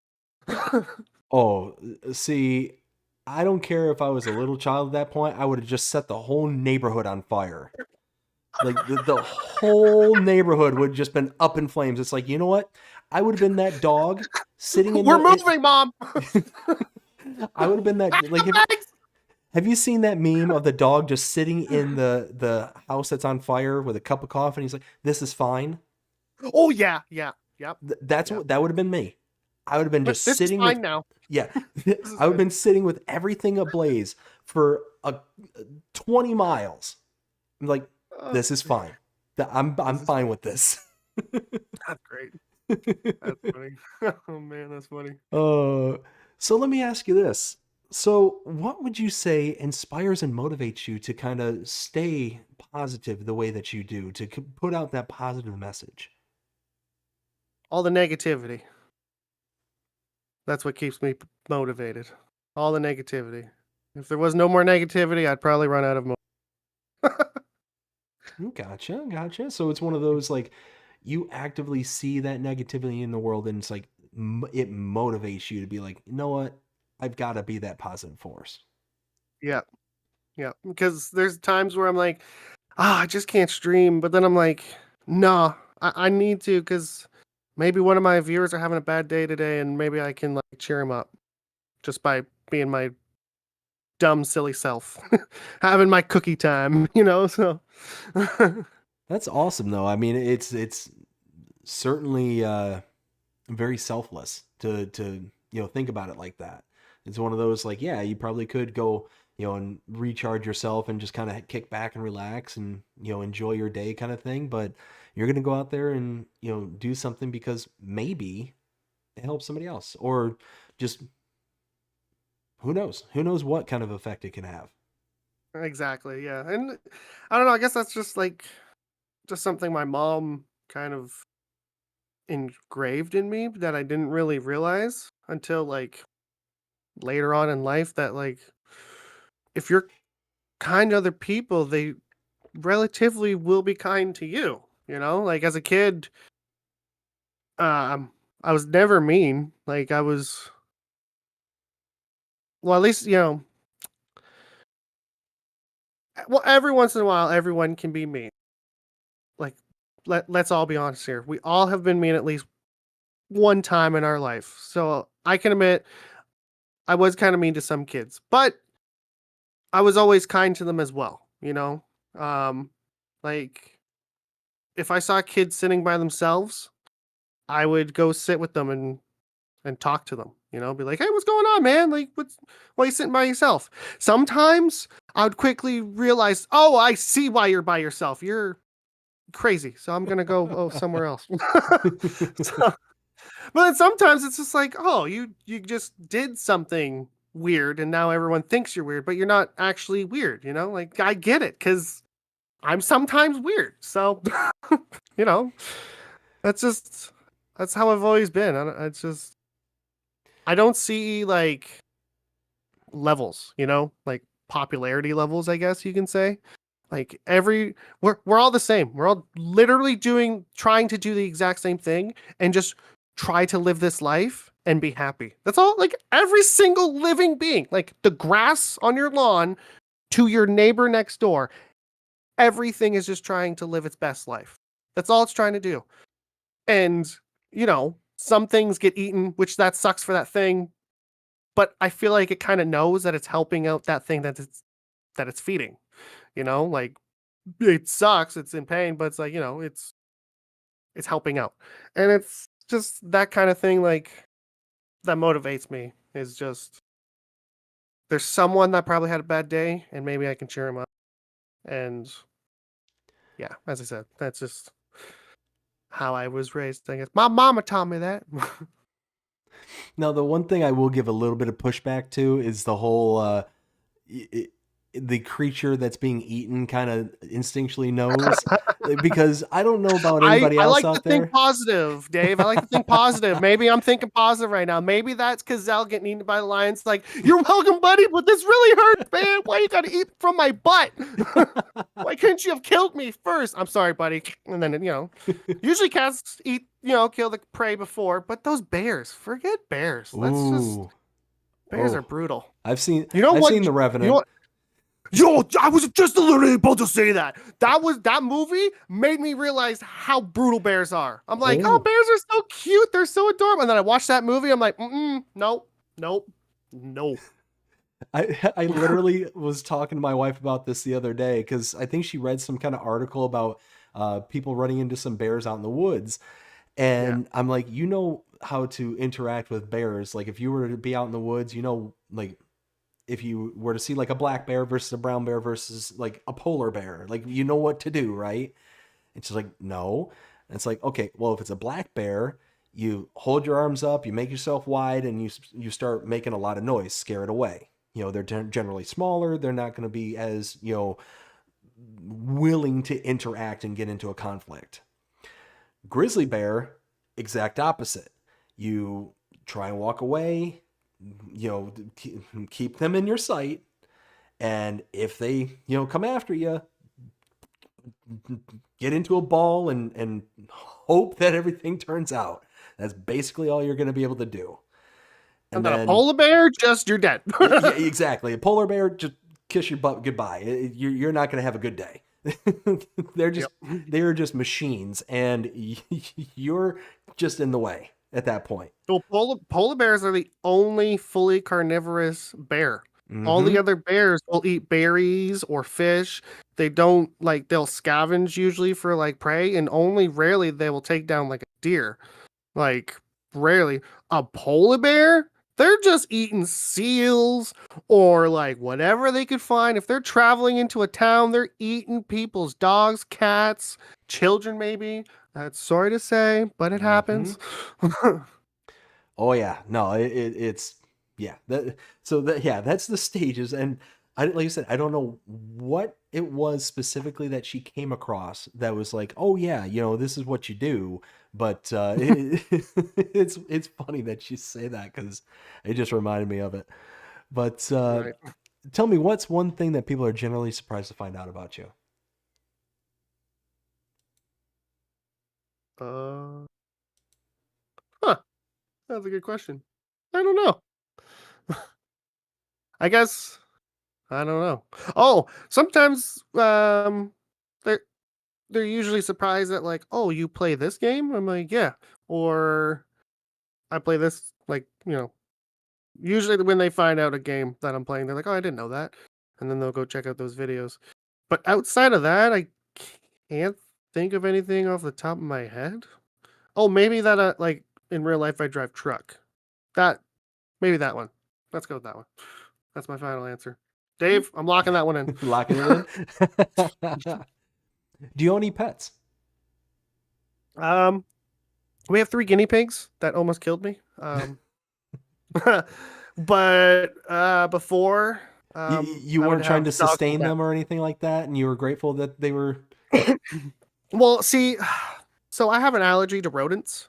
Like a severe like asthmatic kind of allergy to them. So on Wednesday, my niece was keeping this box in her room full of like guinea pig stuff. So when she would be lonely or bored, she would bring one of the guinea pigs up to her room and have a place to put it.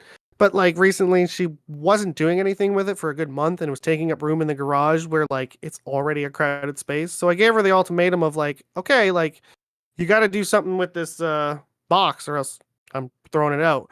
So Wednesday comes, it's garbage day, still there. So I'm cleaning out all the stuff we're going to keep because we got guinea pigs. So I'm taking out bowls and blankets and towels. And then as soon as I'm done it, I can't breathe. Like, think of the thinnest straw you've ever drinking from and then put like a crumb in it and then try to breathe through it. That was me. And I already have like 2 inhalers because I have like breathing problems just probably from the guinea pigs. And then my one ex, when I was living with her, had 10 rats in the bedroom. So that definitely didn't help my lung situation. But anyway, so I took my inhaler and I started having a panic attack on top of the asthma attack. So I was at some points like kind of seeing stars. So I had to go wake up my sister-in-law to calm me down. But then the whole day Wednesday, I felt like a 300-pound person was sitting on my chest the whole day. I went to the doctor yesterday and all he prescribed to me was an EpiPen. And I'm like, if that's the best answer you got, and he's going to set up like an allergy test. But yeah, my 3 guinea pigs almost killed me. Not on purpose, but they almost killed me. But I still love them. But I've had fish, I've had cats, I've had dogs, I've had hamsters. Hamsters are bastards. I wouldn't recommend them for children. They bite a lot. Yes, they do. At least the ones I had. So, but guinea pigs, I would recommend if you want to get a pet, like a good starter pet, would be a guinea pig. The most they'll do is if like you're feeding them, they might think your finger is a carrot and like they won't even bite. They'll like nibble, and then they'll be like, "Oh, that's not a carrot. That's a human," and then they will leave you alone. But yeah, I think my favorite pet, though, if you had a follow-up question, would be a dog. I love dogs the most. They're so cute. Excellent. And then, do you consume any content from YouTube or any other platforms? Oh yeah, definitely YouTube. Besides watching everybody that I support, I sometimes will look up videos on just like bow hunting tips. Sometimes, well, mostly exercise stuff as well. Um, and then just keeping up with like Jurassic Park stuff, like what movies are coming up or stuff like that. And then outside of YouTube, when I'm with family, it's just we have every streaming site. We have Disney, Netflix, Prime, all of them. So I consume a lot of content. I like outside, but man, I live in Canada. There's a lot of cold days, so I watch a lot of content. There's definitely a lot of cold days up there. So I used to frequent the Upper Peninsula there in Michigan, and occasionally I'd go up to either like Sault Ste. Marie, across the border over there, or I'd go into Ontario all the time. Especially once I turned 18, I'd go over there all the time and just hang out, and I'd go up to Kitchener and like all that kind of general area all around there. And Nice. yeah, it gets brutal cold up there. Yep. Brutal. Yep. Yep. And then out west is colder. So, Hmm. yep. So if you could meet any three people, who would they be and why? And it could be past or present. For like to meet? Yeah, if you could meet any three people, who would they be? Oh. Uh, Nikola Tesla. I think that would be cool. Jeff Oh, Goldblum. I think that would be cool. And hmm, the first human, like that had a thought. okay, okay. Those pretty good choices. Pretty good choices. And that is it for our first segment here. So let's go ahead and take a look at the chat and see what kind of questions we got brewing. I've got a bunch of questions here from Dust Bunny. So Dust Bunny has been gathering these for me and letting me know what's going on here in the chat. So Dust Bunny, again, thank you so very much for all your help here tonight. So let's Thank you, Dust see. Bunny. We've got where just making sure I've got it. Okay. We got a question from Lisa. Lisa asks, what do you think about the Highland Fishing DLC coming out? I think it's cool. I'm excited for it. I I really hope that the picture that I seen of the Highland cows, we actually get them, because that would be so awesome. They're so adorable. And then the fishing aspect is really cool too. Considering like we got a mod, I think it was like a few months ago, that was like a fish farm mod. So it's funny that Giants is like, you know what?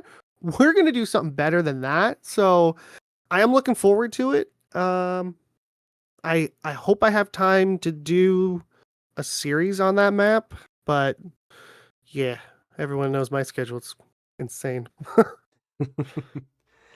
And we got another question from Lisa. Says, what's your end vision for your Survival 25 series? My end vision is having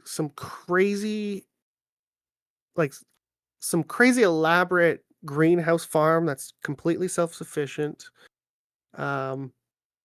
Having a fully functional clothing farm as well, with like a few fields of cotton, with like a few fields of grass for my sheep, and then my main farm that I really want to do, and why I'm excited for the Highland cows, is I'm going to do a dairy farm as well. And I'm going to have like buffalo milk, cow milk, goat milk, and the Highland cow milk as well. And it's just going to be a crazy elaborate dairy farm that I'm hoping to achieve by the end of the lifespan of Farm Sim 25. Nice. And is that the same series as the Man with an Axe series? No, A Man with the Axe series was is a totally separate series. That series is you start with just an axe, because there's a mod where you can have an axe. You have that and a choice of one vehicle, because I started with a vehicle, but then you start with $0, and the only thing you can sell is wood products. That's it. And Oh, so wow. far, I'm on episode 5, I think it is, or 5's coming out this weekend, or 6. Either way, 5 or 6 episodes, and I've done pretty good. I've upgraded. Well, I don't want to spoil anything because this episode's coming out, but I've upgraded pretty good from the last episode. If anybody has been keeping track of the Man in His Axe series. Awesome, awesome. Lisa, thank you so much for your questions. I greatly appreciate it. We got one from Always Alfredo. Says, what's your favorite sports, Rex? Football. Well, okay, it's tied between hockey and football. I can't choose.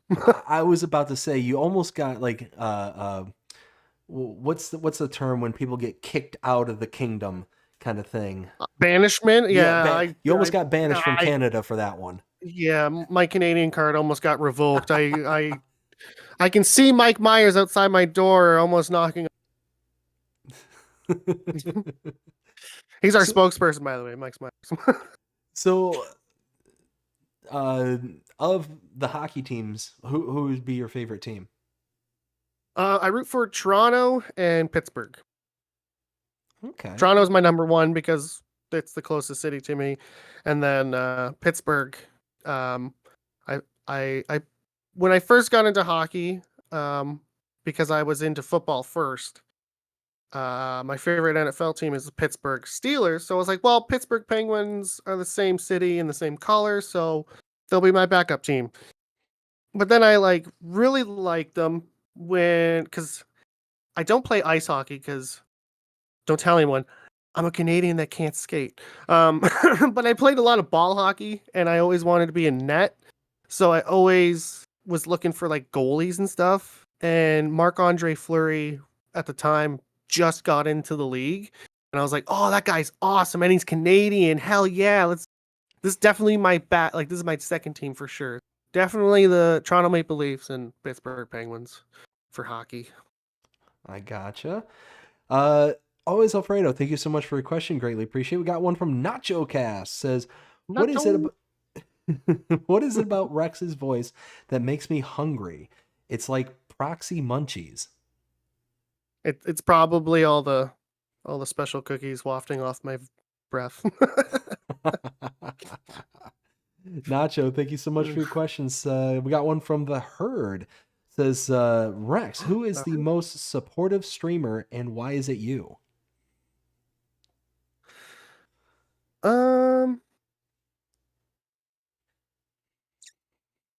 Probably, oh man, like someone that streams, I'd probably say Wild Fox. He hasn't been around lately because he's been busy, but like he's helped me with so much stuff, like computer wise, and he's donated like so much money. Like probably the second. Oh, there's like, see, this is the problem. There's like a whole bunch of people that have been like so very supportive, like Nacho, gaming with JJ. He's helped me out a bunch. Freaking Zing, like anytime I've asked him for something, like he's always helped me out. Dust Bunny as well. She's like phenomenal. Like she bought me these awesome bobblehead Wranglersaurus Rexes. Like she's amazing. And then yeah, just. I can't pick one person because there's so many people that have my back. You and I were talking before the stream started about how amazing the community is here and the people Yeah. that are within it. And I will happily die on this hill that this is by far the best community of people I have ever interacted with from any community out there. And I've been a part of many communities. This is by far the best. By far the best. 100%. 100%. So Herd, thank you so much for your question. Greatly appreciate it. Let's see. We've got another one from Always Alfredo says, how many cookies a day do you eat, Rex? Only one, like during the week. On the weekends, no comment. Go a little ham on the weekends? It's the weekend. What, like, it's the weekend. Hey. I like cookies. Hey, I can't blame you. Cookies are delicious. Special cookies or normal cookies. It doesn't matter. I'll eat them. I almost forgot about the Canada thing. Yep. We make our own. Perks being up north. Yes, sir. That's why I ain't moving anywhere else except Jamaica. But I'm staying here, man. I'll deal with the cold. I'm fine. I might not skate, but I do like hockey and winter sports, so I'm staying here. There you go. Alfredo, thank you so much for your question. Greatly appreciate it. We got one from Benji says, have you ever thought about taking videos on your hikes and post them on YouTube? No, I have not. Why should I? Well, I think Benji does similar stuff with his channel. Yeah. I don't know. I just kind of keep all that separate. like personal life and the YouTube channel. Gotcha. Benji, thank you so much for your question. We got one from Gaming with JJ says, How how many deep dark secrets do you have? Why do you think I have any dark secrets? That's not nice. see, I mean, see who doesn't though, really? Like the proper response is all of them. oh, yes. All of the above. I've got all the secrets. All of the Uh, secrets. I have the book of secrets. It's in my closet. I actually lost it. I have to look for it. Oh my goodness. Gaming with JJ, thank you so much for your question. Greatly appreciate it. We got another one from Nacho. Says, Rex, have you checked your DMs? Do it. Do it. I did, and I almost laughed out loud when Dave was trying to ask me a question. Oh my goodness. I don't know if I should ask or not. Some things are better known. Nacho, thank you again. We got one from Dirty Nelson says, what got you into streaming? Well, streaming itself, I was trying it in the beginning, but I was having a lot of internet problems, so I stopped for a few years. But then, Gaming with JJ actually was like, "You should try streaming again. It's a really good way to get in touch with your community, and you'll probably get more people coming in if you try streaming again." And I did, and it's been a complete success. Honestly, I've really learned you have to use all the tools YouTube gives you. So stream, like if you can. I know some people it's difficult to stream because of internet or just family aspects. Make videos, do shorts, do all the things YouTube has for you, and it'll all work together. Like it really will. And as I said, like JJ was like, "You should try streaming again," and I'm glad I did because he was the reason that I got back into it, and it's good talking to people. Makes it more fun. It keeps me from talking to myself all the time. Oh, it's funny how there's certainly times where, the talking to the internet, through your channel and whatnot, it's definitely a good substitute than sitting there talking to yourself in your kitchen. Oh, wait, I'm not the Sometimes the only one best that does that? conversation you have sometimes the best conversation is with yourself, you know? You always agree. I don't argue with myself. I mean, sometimes I argue with myself, but yeah, I'm sure other people have that problem sometimes, right? Uh, Right? Right, guys? please? I'm Please, not someone else tell me that you argue with yourself. You guys hear two other voices in your head besides your own, right? Like, do I have schizophrenia? No, you don't have schizophrenia. Okay, thank you. Oh my goodness. Oh, Nacho, thank you. Or Dirty Nelson, thank you so much for your question. We got Old Gamers Lane and Wayne asks, Rex, is your family supportive of you and as your content creator and live streamer? They are now. They are now. My sister and brother and her boyfriend, my sister's boyfriend, were supportive from the beginning. My sister-in-law, not so much, but now she's come around the last few years, like the last couple of years. So yeah, I think I have support from them.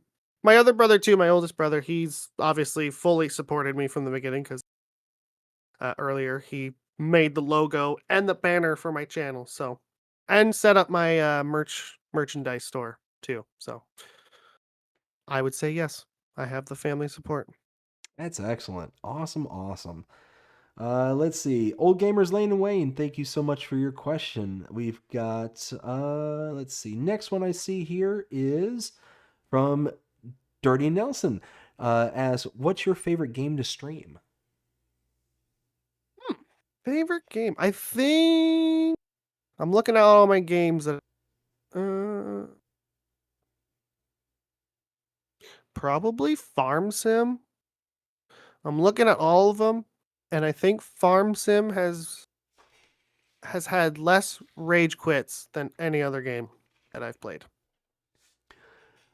I would say Jurassic World Evolution, but I don't recall streaming that one. Maybe like in the, but uh, as of my current games that I stream, probably Farm Sim.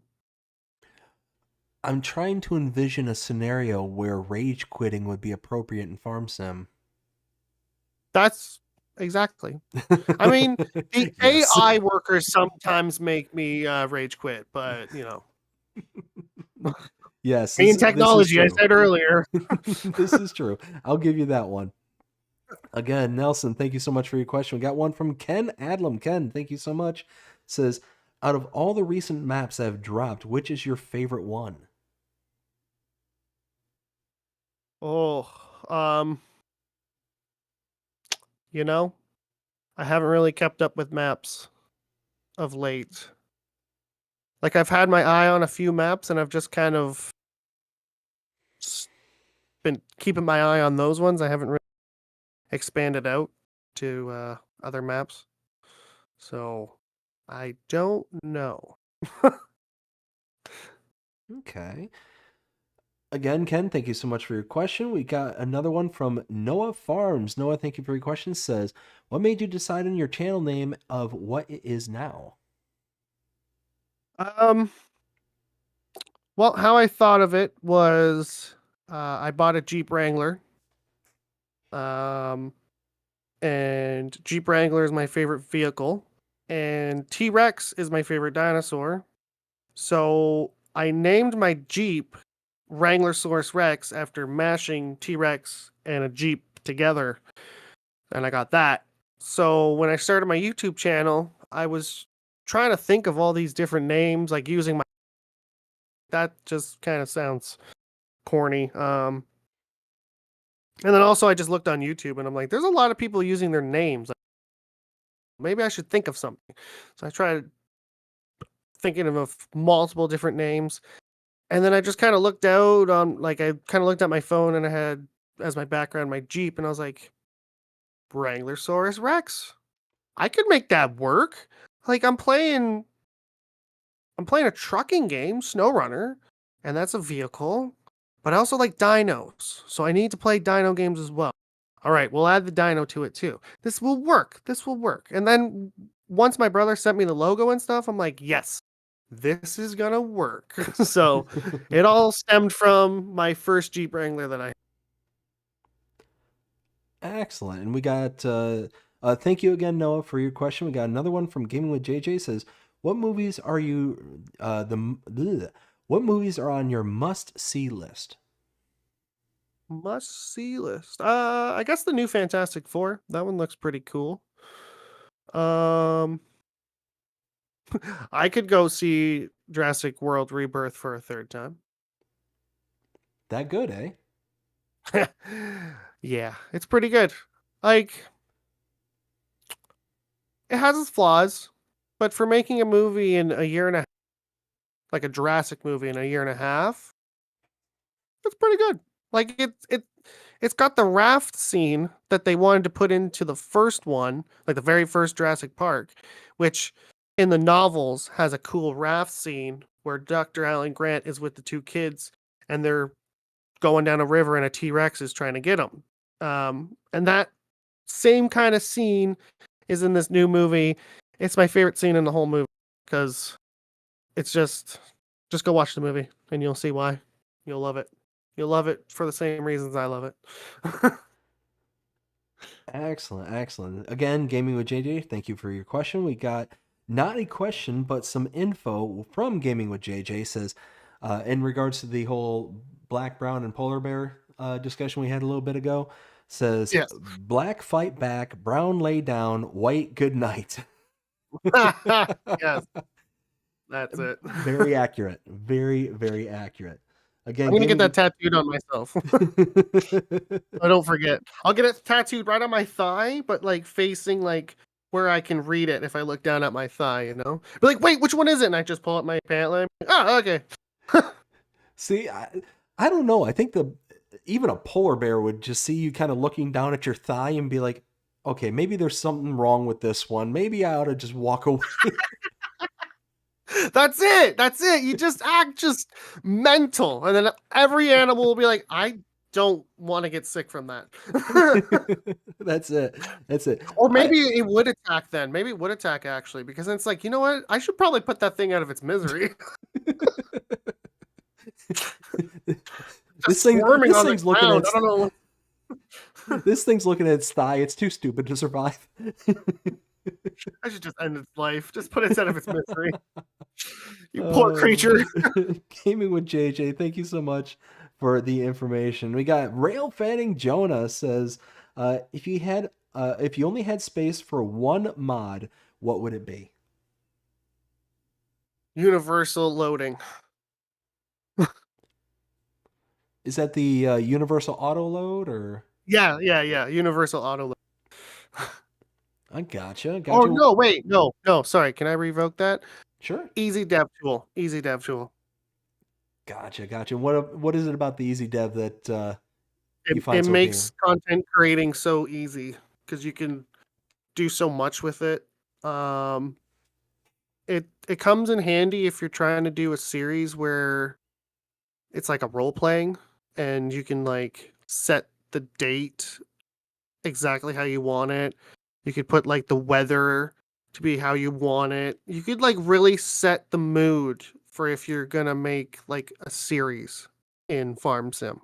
So it's very handy for any content creator looking for something to help them. It's only PC, but it's really helpful for content creating. Gotcha. Again, Jonah, thank you so much for your question. We got one from Samuel. Samuel asked, what part at States? I think what he's asking is, whereabouts are you? And to answer your question, Ontario, Canada. Mhm. Let's see. So again, Samuel, thank you for your question. We got another one from Gaming with JJ says, I was only asking about deep dark ones, not the deep ones or normal ones. Uh, Hey, JJ. oh my goodness. Uh-oh, looks like we may have kicked a hornet's nest. At least I Oh. did. Oh no. We got forwarding from Reasons for Rage Quits. When equipment falls through the map. Dirty Nelson says when it crashes. Jonah says your fields get hit by a tornado just before harvesting. Gaming with Those are JJ good reasons. Those are good. Gaming with JJ says when you flip a truck full of stuff without the super strength mod, maybe. Oh, yeah. That's just torture. All of those are very good reasons. Yep. Oh, goodness. And we got one last question from Pippa. Pippa, thank you so much for your question. Says, hi Rex, what is your favorite mod in the game?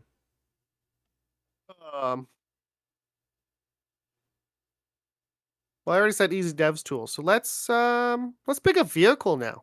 I think my favorite vehicle mod, like implement, tractor, out of all of them, I'd probably have to say between either Gaming Joy's lawnmower, Oh, the Bednar Batwing. yeah, or anything made by Omatana. Yes. Yes to both of those. Anything made by her. And then that Batwing lawnmower. That's all you need. Just download Omatana mods, get the lawnmower, and your life will be easy. Mm-hmm. 100%. No lies detected. Alrighty, so now we're going to move on to our second segment. We are already 2 hours into the stream, and we've only made it to the second segment called Meat and Potatoes, emphasis on potatoes. This is where we're going to get to know who you are for your creations. So starting out with, do you currently only produce FS content, or do you produce other content as well? I do other content. I started the channel doing SnowRunner content. Still doing SnowRunner content. I did Construction Simulator for a bit. I'm doing Roadcraft right now. currently also doing two game demos for two dino games. I've done Jurassic World Evolution. Still kind of doing a little bit of a series on that, but not really. What other games?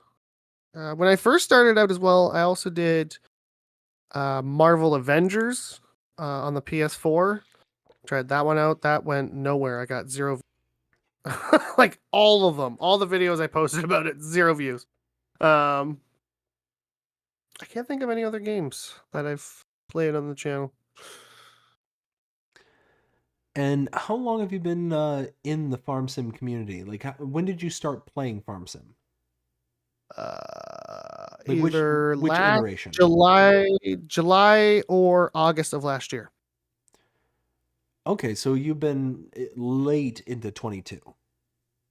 Yeah, it was when 22 was free on Epic Game Store. That's when I jumped into it. Like, I downloaded 17, never played it, and then I downloaded 19 like years ago, Ralph and Fanning Jonah I donated went into it like new through game Super and Chat. everything, If you're and I enjoying the couldn't stream, hit the figure out like button. anything at all. Like I drove the tractor, but that was about it, and then just gave up on it. And then yeah, then last year is when I like dove right into it, just like head first. Gotcha, gotcha. Jonah with a $1.99 super chat. Thank you so much, Jonah. Greatly appreciate it. If you're enjoying the stream, hit the like button. I couldn't agree more. Now, moving on to the next question here. So, you started really late with FS22, and it sounds like you really kind of went like really diving into it hard. Most people I find as, I do these interviews and whatnot, I find that they have some kind of, kind of deep connection, whether it's to the country, whether it's to farming in general, whatever the case may be, that kind of really hits home with them wanting to be on the game for as much as they are. And let's face it, we can lose tens, hundreds, thousands of hours to this game. It's incredible. And especially when you're doing content and whatnot. Um, so it's one of those like, do you have that connection to the farming world, the country life? Like, what kind of made it to where you were so able to be into the farm sim sphere? uh, I think it's just been an always love for, I guess, machinery in general. Um, where I live too, like since I was 2 years old, um, where I've lived, there's always tractors, always. Like you couldn't drive down one of these country roads without seeing a tractor. Even down like the main road, you'll see a tractor at least twice a day. And I really truly didn't realize how many farms and fields I have around me until I playing farm sim, but that's probably like from a child, just seeing those huge tractors drive by me and my parents when we're driving down the road to either go to my Oma's or go down to my grandma's. Just like I've always been fascinated by them. And then like construction equipment as well, mainly because, they resemble dinosaurs, some of them. That's probably why as well. Um, and then like with SnowRunner, I connect with that game as well because it's out in the country. It's like out in the wilderness, but it's also like off-roading with these really awesome like vehicles and machinery. And it's like, I don't know, I've just had like a fascination for anything with an engine, I suppose you can say. So that aspect with Farm Sim really pulled me in, especially those mods, those old classic tractor mods. I really love anything classic, car classic, classic. I'm in. And then yeah, just the country living, the easygoing kind of like you're busy, but it's laid back kind of busy, you're not hustle and bustle like, oh, this is like I gotta go quick. It's like, no, you're just plowing this field. You're gonna get it done. You don't need to rush. It's gonna get done when it gets done. And I really like that. And I think too, because my mom actually was raised on a farm, and I guess she didn't like it because she would always say, I try to make your guys' living easy because I didn't have an easy life because she lived on a farm. But for me, like she would tell me stories about living on the farm. I'm like, that sounds awesome. And like we had a garden as a kid too, like a huge one, like a 20 by like 5 foot garden. And we would always plant veggies and just all sorts of things in it. And just, farming with a tractor is just next level of what me and my mom would do with shovels and hand tools. So yeah, I definitely have a deep connection to Farm Sim from just childhood and all the memories of seeing tractors. I gotcha. And then, what was one thing that you never expected when starting your channel? And some of the examples that I give are the sense of community, any kind of like unexpected backlash, things along those lines. Um, I guess of how many people I've met that like just how amazing you can meet so many people from different places. Like not just like in the same country, not even in like the next door country, but like I've made friends with people in Australia, friends in like the UK, like all over the world. And that's a cool thing about YouTube and communities in YouTube. You can meet so many people from so many places. And I think that's the coolest part, really, is the connection between worlds. It it shows me the little bit of positivity to technology. Oh yeah, and to kind of piggyback off of what you were saying, it's incredible because we get to sit here and talk, and it makes the world feel like a much smaller place. The world being so large. I mean, I can think of people off the top of my head right now, that are listening to us over in New Zealand. I can think of a couple of UK viewers I've got, and it's wild. It's like when you really start to thinking about it, it's like holy smokes, like people are like all over the world and they're like coming in and listening and hanging out with us here tonight. It's incredible. It's a really awesome thing. Yeah, it's mind blowing. Like I sometimes have to just look at the subscriber count as just the number because once I start thinking about like these are all individual people, I start freaking out because I'm like that's a lot of people and it's only 1,000. But it's like that's 1,000 people across the entire world. Like Mm-hmm. as you said, the world is so big. Like it takes nearly 2 days driving through Ontario to exit Ontario if you're going out west. 2 days in one province. That's huge. Like, what?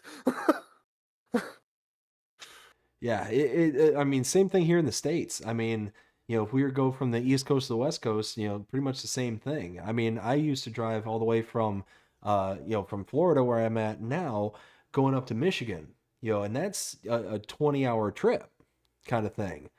So yeah, it's wild and just how big the world truly is when you consider that just in our countries alone, it can take a solid day going north to south and almost 2 days east to west. Yeah, it's nuts. So kind of walk us through your average day. You start out by waking up, getting out of bed, uh, getting up, going to work at, you said like 5 o'clock in the morning. You at least try. Yeah, yeah. That's my first alarm, at least. Like, anyways. But Yeah. walk us through like the rest of the day and how you would kind of end with your content creating portion of things. Um. Well. Um. You know, deliver a bunch of wood.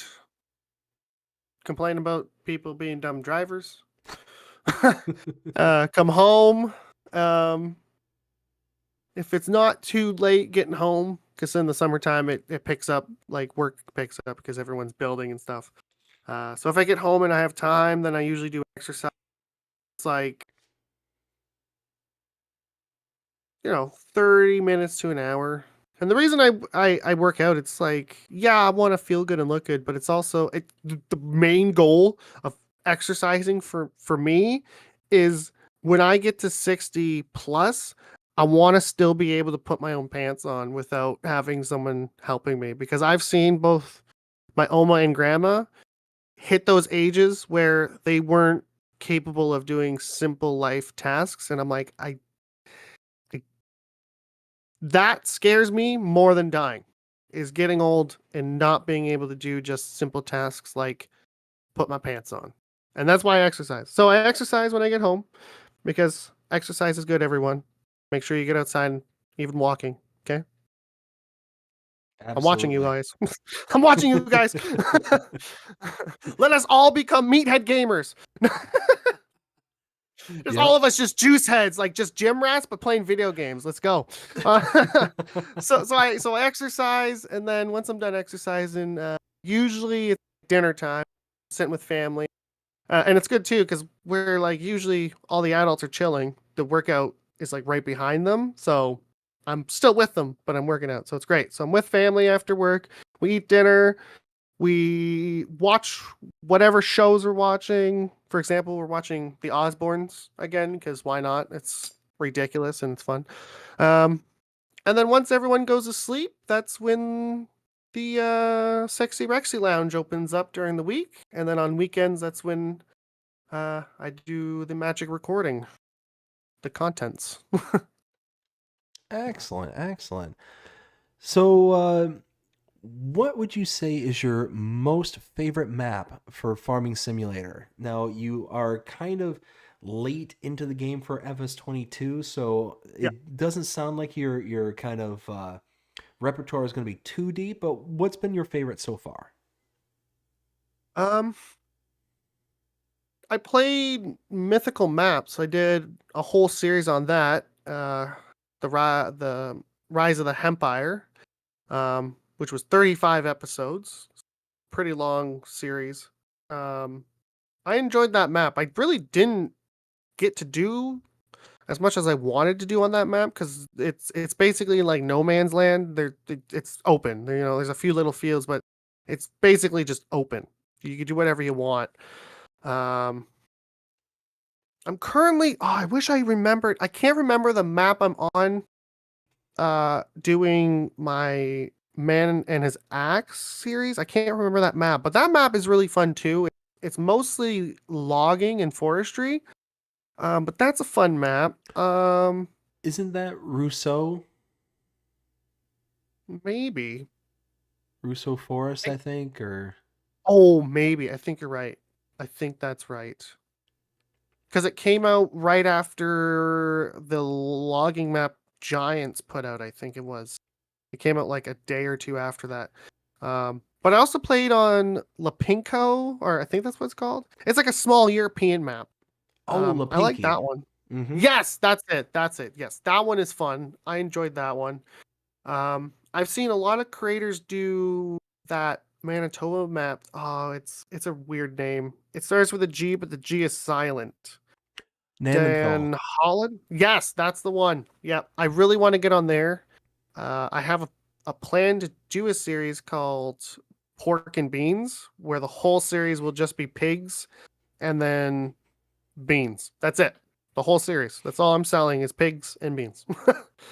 um, I love it. I love it. yeah.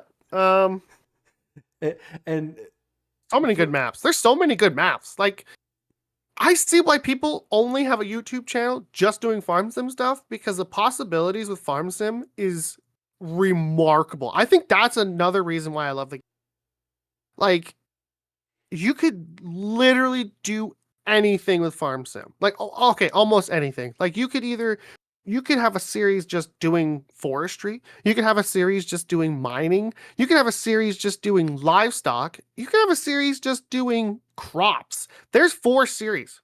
4 series. That's 4 different pieces of content you could make in one game.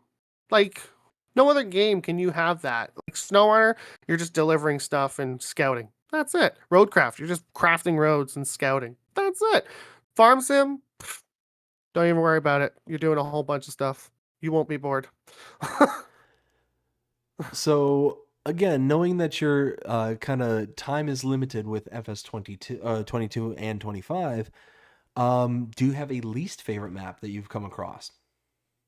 Oh, it was one of the base maps in 22. I hated it. It wasn't Elm Creek. I loved Elm Creek. It was one of the other ones. I did not like it. Ho Belleron? Probably, yeah. Because there was Elm Creek, Ho Belleron, and Erlengrot. No, I liked Grot. It was the other one.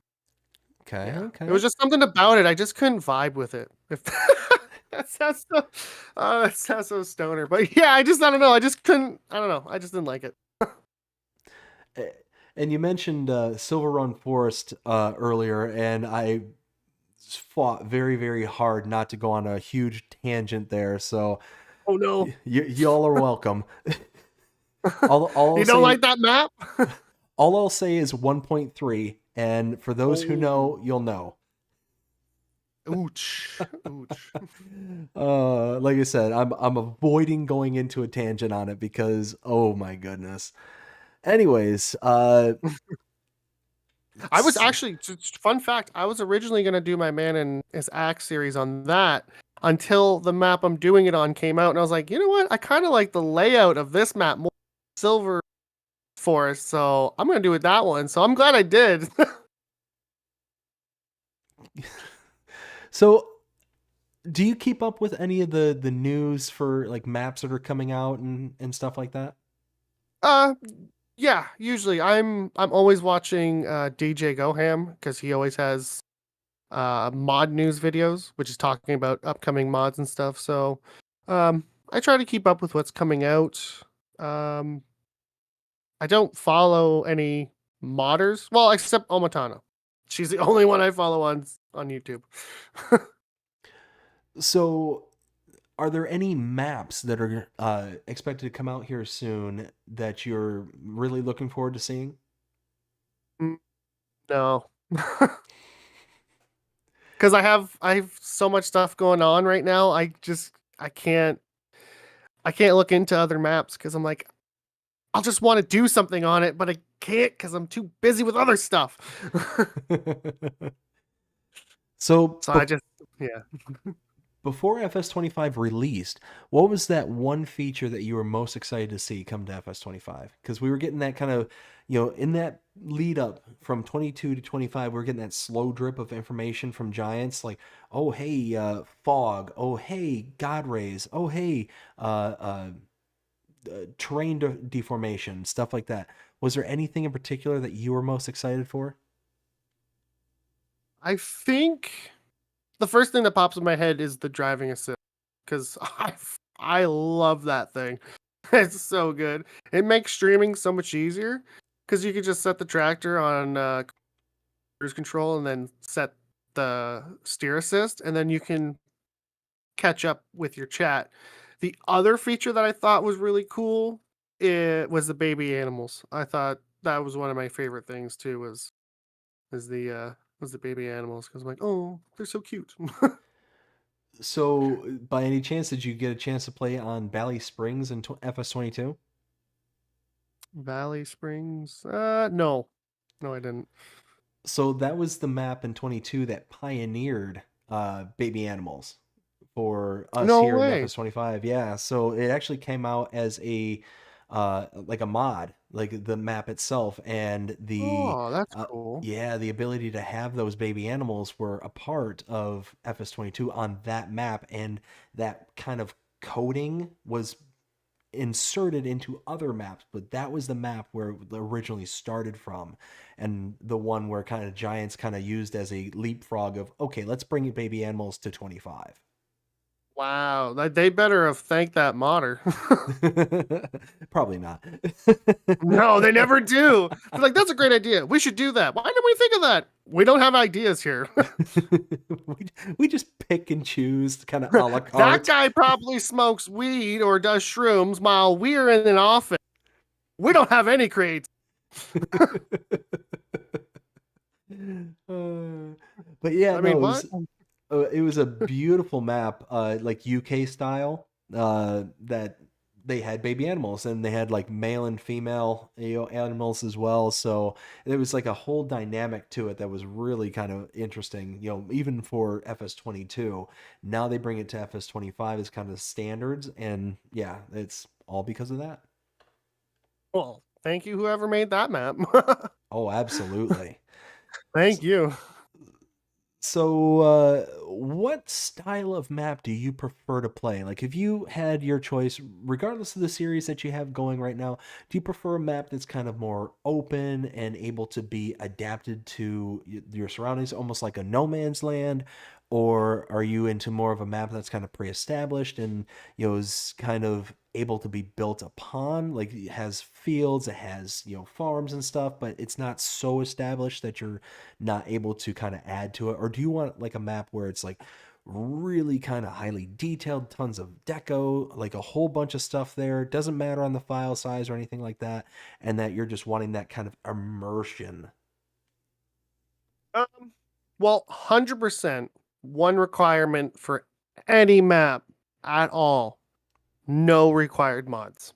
That's the first thing I look for. If there's required mods, I'm on to the next one. I don't care how beautiful the map is. I don't care anything else. If you need me to download more mods than I already have, I have over 300 mods. I don't need to download any more mods to play on your modded map. If you need me to download more, I'm on to the next one because there's maps that don't need required mods. And then to your question of what would I rather play on, um, I guess it would depend on the series. Like what kind of series am I doing? For example, with like my Rise of the Hempire series, it was a whole idea of like, all right, this is like there's just a small village, like a small well, yeah, it's just a village, just a small village. This is the perfect place to start up this crazy huge empire where I got greenhouses growing and I production facility going on, and then I have some of the townspeople. So I'm the economy with this little town, and so like that's why I picked Mythical Woods because it was nice and open, and I could just do whatever I want. But then for like a series like my Can You Survive 25, it's more of a you kind of need more of a map that's developed with fields and like okay there's this starting farm that yeah you can pick it but you can also just like erase everything on that farm and you can put your own stuff but at least there's still fields around you that you don't have to plow in. They're already there. um so I guess really it depends on the series. Like I don't have a specific choice. I guess if it came down to it, I'd rather like some of the European maps are very like tight. Like the roads are small, so you can't really have a big tractor, which again, it would come down to the type of series that I would do on a European map that it wouldn't bother me then that I couldn't have large tractors because the roads are small. I would just adapt the series to the map. But in general, I would rather want a little bit more space so I can have those big tractors because I like my big tractors, you know? And combines. Oh, it's mainly for the combines. Combines are a pain in the ass to drive. Oh, they're so big. So we mentioned what your favorite feature was when FS25 was being, kind of talked about and in its leading up to its release. What was a feature that you were initially excited about, but then when it actually, came time to actually start playing on it, that you kind of soured on?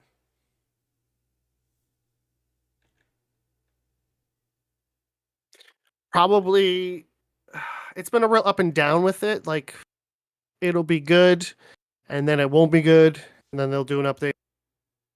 And what I'm referring to is the sending the AI on destinations. So if you need to send them to a field from your farm, like I really like that feature, but I freaking hate it sometimes.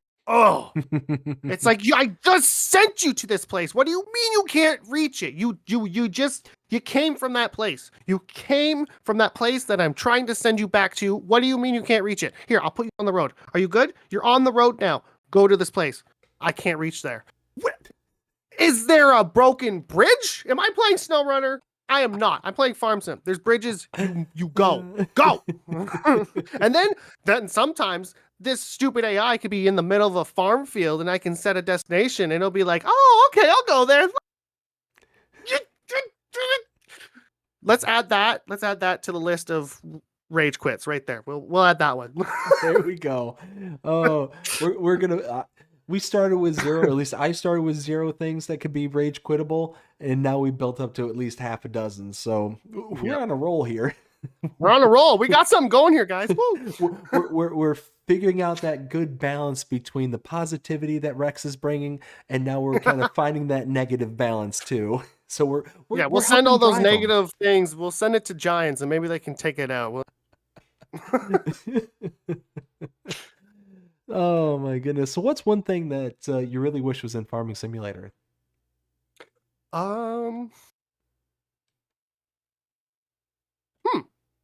What do I wish there was in? I guess maybe maybe like I'm trying to think. I'm like, oh, maybe this, and I'm like, no, you can do that. And then I'm like, no, you can do that too.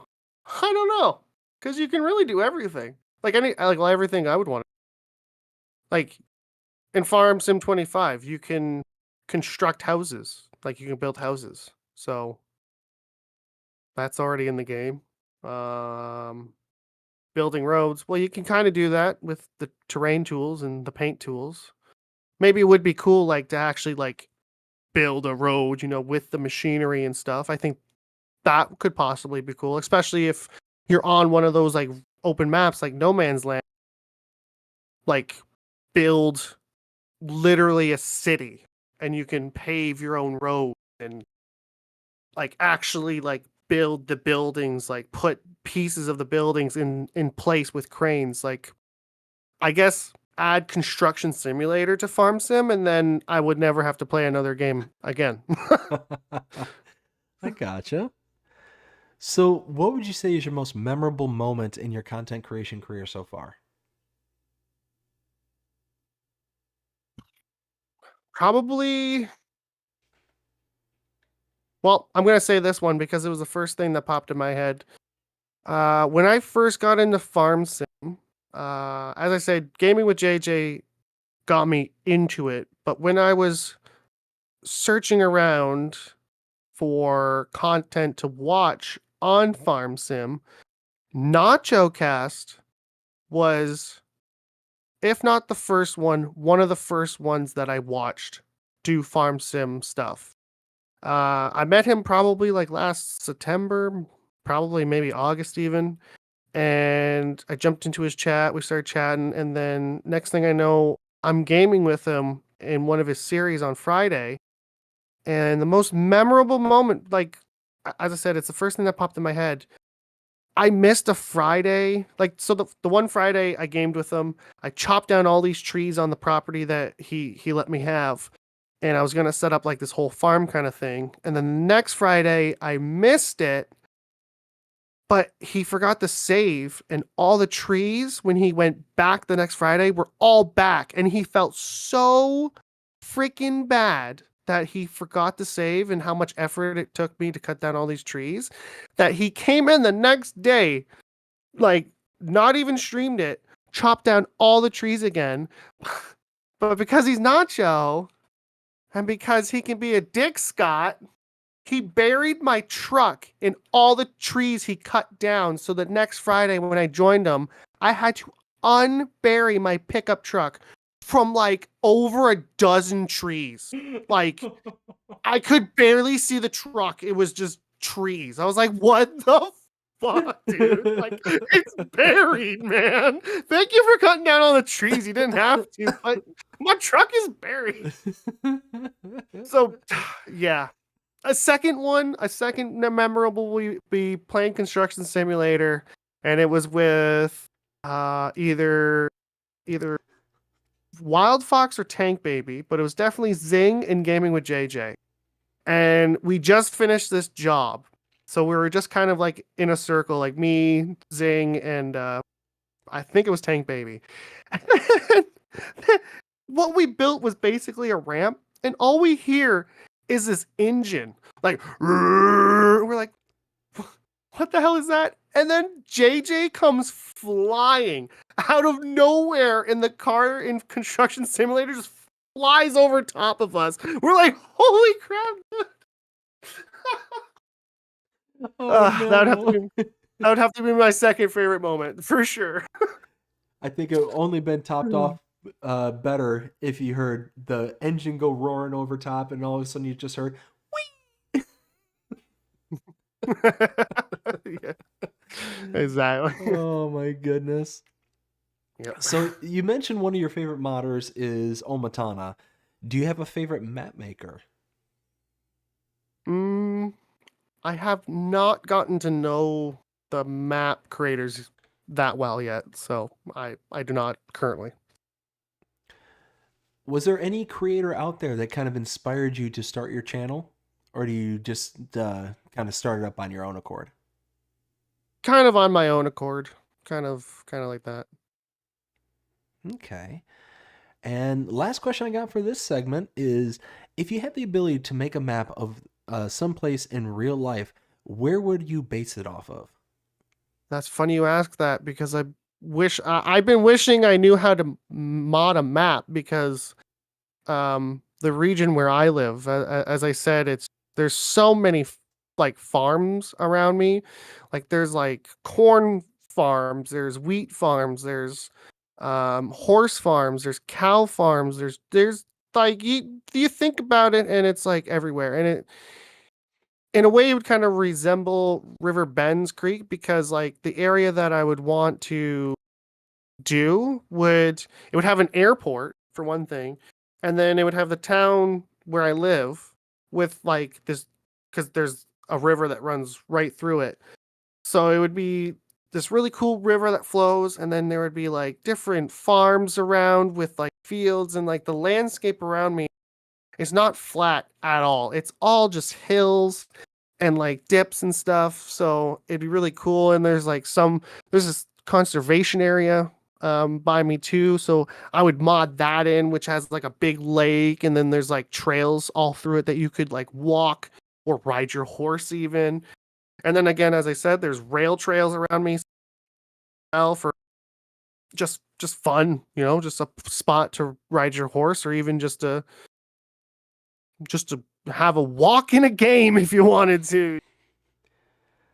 So yeah, if I could mod, I would mod the region where I wouldn't name it that. I would name it something completely different. I mean, don't want stalkers. yeah. I mean, we already had that issue with Oak Bridge Farm, so yeah, let's not have any more of that. Well, I actually, before I hit 500, or it was just after I hit 500, I actually had this like creep because I used to say the company that I worked for, but now I don't, and I don't even say the town I live in. I just say I live in between Toronto and Niagara. You figure it out from there. It's a big area for people to search. So, but this one person, not even in my Discord general chat, in my buddy Smid Dog's general chat, posted a picture of Google Maps Street View of my company, but not like where I'm like out of, because my company has different yards and stuff, of a different yard, but like close enough that I was like, that's messed up. Like, what the hell? This is one of the reasons why I don't show my face, and I'm never mentioning what company I work for again. I'm just saying I work for lumber. That's it. Like, I got so freaked out. Oh yeah, no, because really when I started the channel, that was like my one thing I was the most scared about was creeps, because I know there's creeps out there. There's freaking psychopaths. No, and that's it. The internet can be, two things. It can be the most wonderful place in the world, and it can be the most scary place in the world. There is no in between. It's yeah, it's wild, absolutely wild. So thankfully, it doesn't sound like it went too far beyond that. No. I messaged the guy, like DM'd him, and I'm like, you never do that again. And if you ever do, and I find out, there will be serious consequences. And then I blocked him on Discord. Uh, I unsubscribed from his channel because he was a content creator as well, and I just totally like. I told Smith Dog, I was like, you can do what you want, but block him, get rid of him. I never want to see that guy again, and I haven't. Good. No, that's yeah, no, that's wildly inappropriate. Yeah, Wildly inappropriate. yeah. Wow. I'm Yeah, trying to just find Rex. No, the fuck you're not. no, That's no. why I don't even say my name. I try to never say my real name Oh, and ever.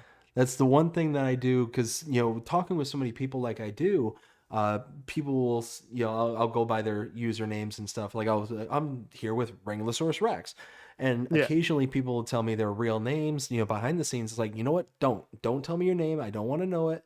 It's not yeah. to be rude or anything. It's that I don't want to be the person who accidentally makes At least a says it. slip. Yeah, and Yeah, because I'm sitting here, thinking of the next question, and I'm thinking of this, thinking of that, and all of a sudden, hey, I just learned, the name, and all of a sudden it's like, oh, hey, by the way, but bleh, and just kind of spit it yeah, out there. I don't want to even do that by accident, kind of thing. yeah. So Like unless the person says their name like during their streams anyways, then it doesn't really matter. But if yeah, like they're just trying to be nice to you and saying like, "Oh, this is me. This is my real name."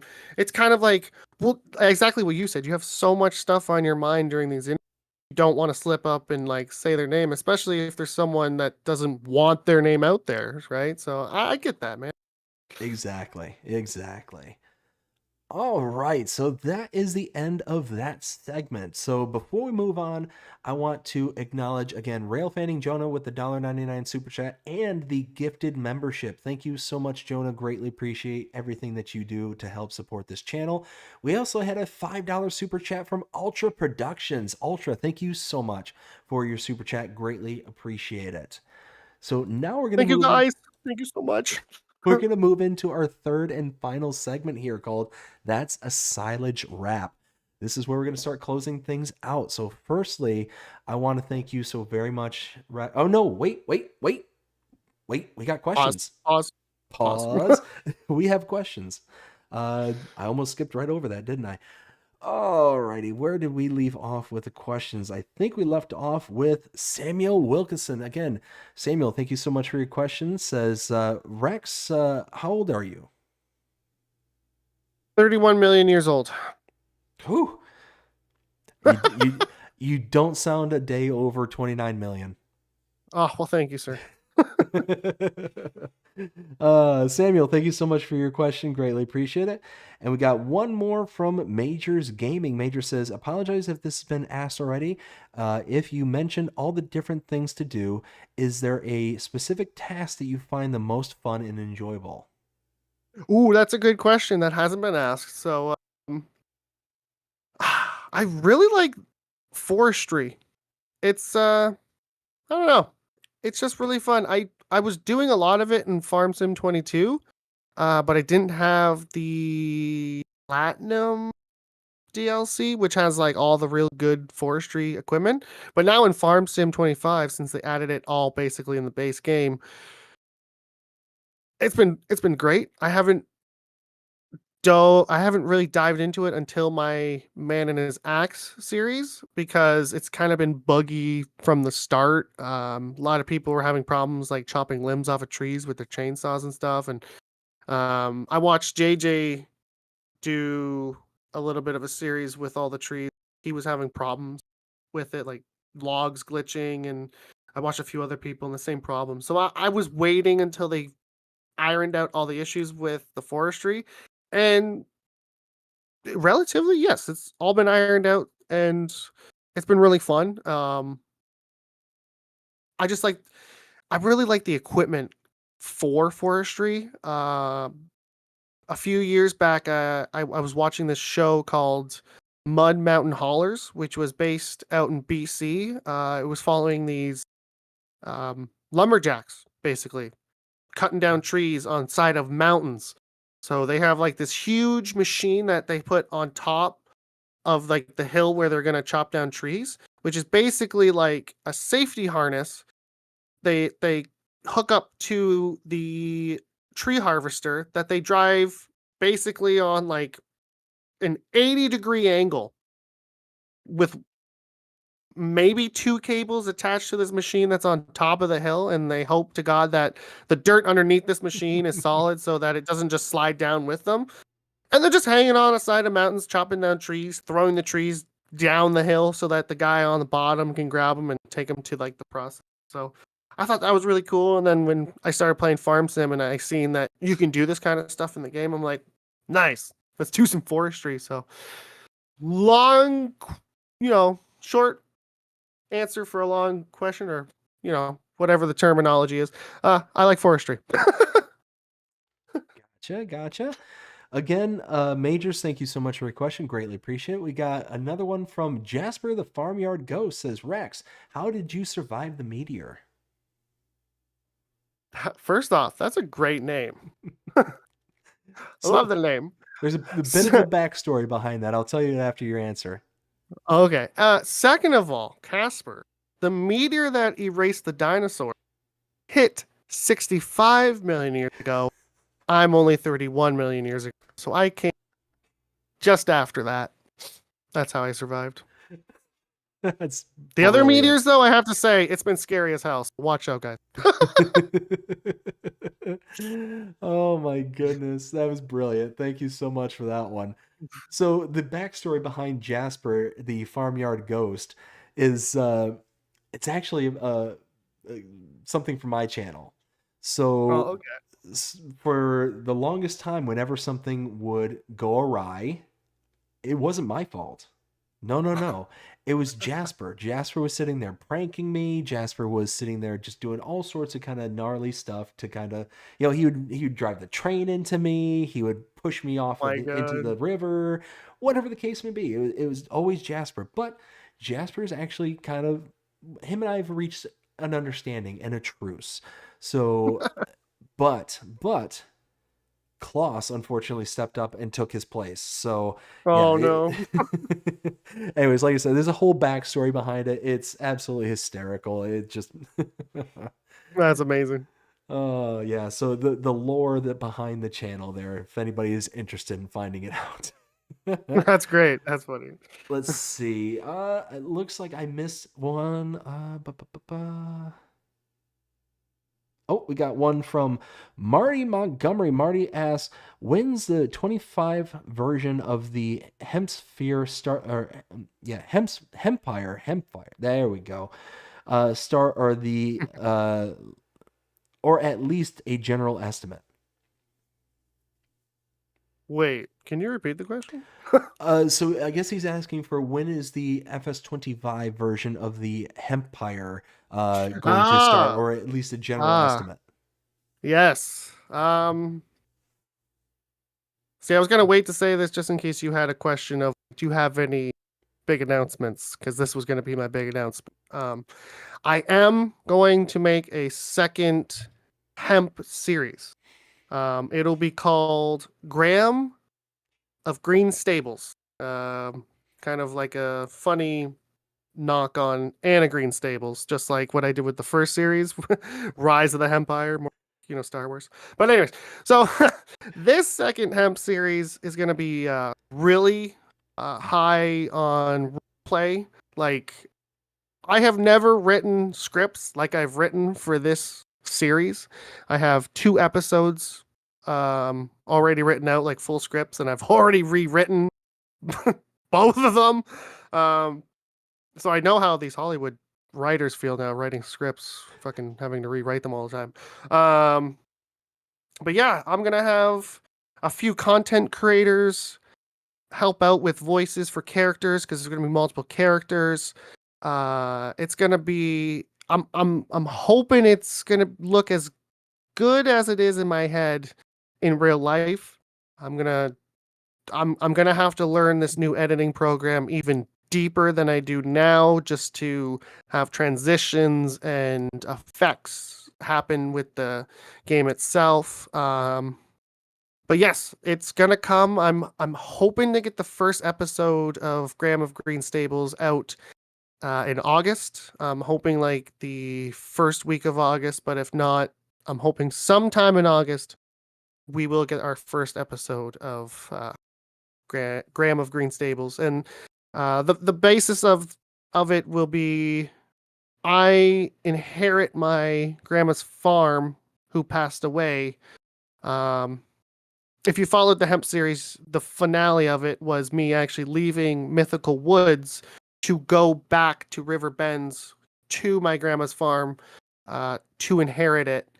And well, the plot will thicken, and there'll be thugs basically, and there'll be it'll be fun. I hope everyone enjoys it as much as I will have fun creating it, because I know I will, because as I said, content creators uh join me with voices and stuff. So yeah, I hope it's gonna be a good one. It sounds like it's going to be a blast. Yeah, I actually got my brother who made my logo make me a permanent thumbnail for the series. So it'll be the same thumbnail for every episode, but I love it so much. It looks so good. Only Nacho has seen it. Only him has seen the thumbnail for it, and he approves. So it must be good. That sounds like a pretty big tease, y'all. Better stay tuned. Better subscribe. Better subscribe. Absolutely. All right. So again, Marty, thank you so much for your question. And I think I saw one more from Majors saying, any specific part of forestry? uh, no, just all of it. I just like all of it. I recently, well, I can't. No, I'm not gonna say it because it's the episode coming out this weekend for the Man and Axe. But I just recently used something that I haven't used before with forestry, and I really enjoyed it. You wouldn't tell from the episode, but I did. I did enjoy it. I just need more practice. I won't freak out as much as I did. But no, I don't think there's a certain aspect of forestry I like the most. I like it all. It's fun. Excellent, excellent. Well, like I said, that is all the questions I have up until this point. Now it's time to go for real this time into the third and final segment of That's a Silage Wrap, and this is where we're going to start closing things out. So again, I want to thank you so very much, Wranglersaurus Rex, for coming out here tonight, hanging out with us, and going into overtime for this particular Farm Sim Talk. So greatly appreciate you coming out and hanging out with us here tonight. It's don't thank me. I am absolutely honored to have had the opportunity to come here on your show and be one of your first guests, because let's be honest here, this show's gonna blow up. I feel I got a feeling that you're gonna have to expand out from Farm Sim and start interviewing other game creators and stuff like that one day after you've interviewed all the Farm Sim peeps and things like that. So thank you so much for having me here, man. I've had a blast. Oh, well, you're very, very welcome. And one thing that I haven't really made mention of in general, but I do mention this to a lot of the guests here, is that I do plan on doing follow-ups with guests. So it's one of those where this we will hopefully see people making returns to the show and kind of doing, alternate content besides the kind of initial interviews and stuff like that. So that's kind of the thought process going forward. But we first got to get through a whole bunch of people, because there's a tons of creators out there, whether they're content creators, whether they're modders, map makers. There's tons of us out there. So we got to get through them first. But again, thank you so very much. And thank you for the kind words. I greatly appreciate that. Do you want to remind people where we can find you? Yeah, find me here on YouTube, on Discord, and on Instagram. I try to keep you guys updated with anything I find on Instagram. I even sometimes post what I find on Instagram in my Discord, because it's just like, oh, well, this content's coming out for this game, or that stuff. So follow me on Instagram. join my Discord channel and, subscribe to the channel as well. Excellent, excellent. All that stuff's linked in the description below, so go ahead and check that out. Also, some of Rex's friends' links are also listed in the description below as requested by Rex, so go check them out as well. I want to give, again, a special shout out to Dust Bunny for helping out tonight and helping with gathering up the questions. Dust Bunny, thank you so very, very much. Also want to give another shout out to Rail Fanning Jonah and Ultra Productions for their super chats and membership gifts. Greatly appreciate the both of you. And this is now the time where I turn to the audience and say, hope you enjoyed this. And if you did, and you want to see me continue doing this, and you have a specific creator that you'd like to see join me here as a guest, go ahead and message me. Message me on any of my social medias, and I will do my best to get them onto the show, find out more about them. So the only requirements I have is they have to be above the age of 18. And in Rex's case, well north of that. So, so yeah, no, if you got a content creator, mod maker, map maker, whatever the case may be, I'm even talking farmers, people who are connected to Farm Sim in any way, shape, or form. I'm interested in talking to them, big or small, it doesn't matter. And I will do my best to reach out to them, to get them on board and to get them here on the show. So again, I want to thank everybody who's come out here tonight, who's hung out with us, who supported us, everybody out there. Thank you all so very, very much. And I hope you all enjoyed this. And if you did, please show me by liking, sharing, subscribing, following, commenting, doing all the things the algorithms enjoy you doing. The shows you're engaged with this channel and enjoying the content. And that being said, I hope everybody has a fantastic day. Take care. Rex, go ahead and hang out. Everyone. Hang out for until the end of the outro, and I'll catch you on the other side. All right. See you then, man. All right. Take care, everyone.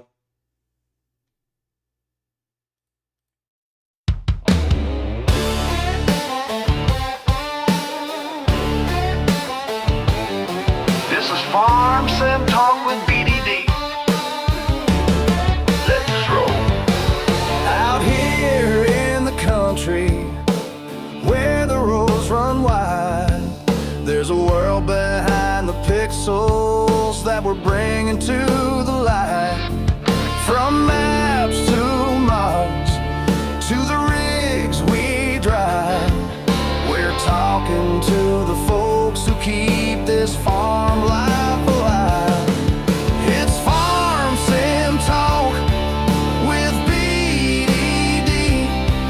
Come pull up a chair and ride along with me. Stories from the makers, the builders of the scene. Farm Sim Talk, where we live the farming dream.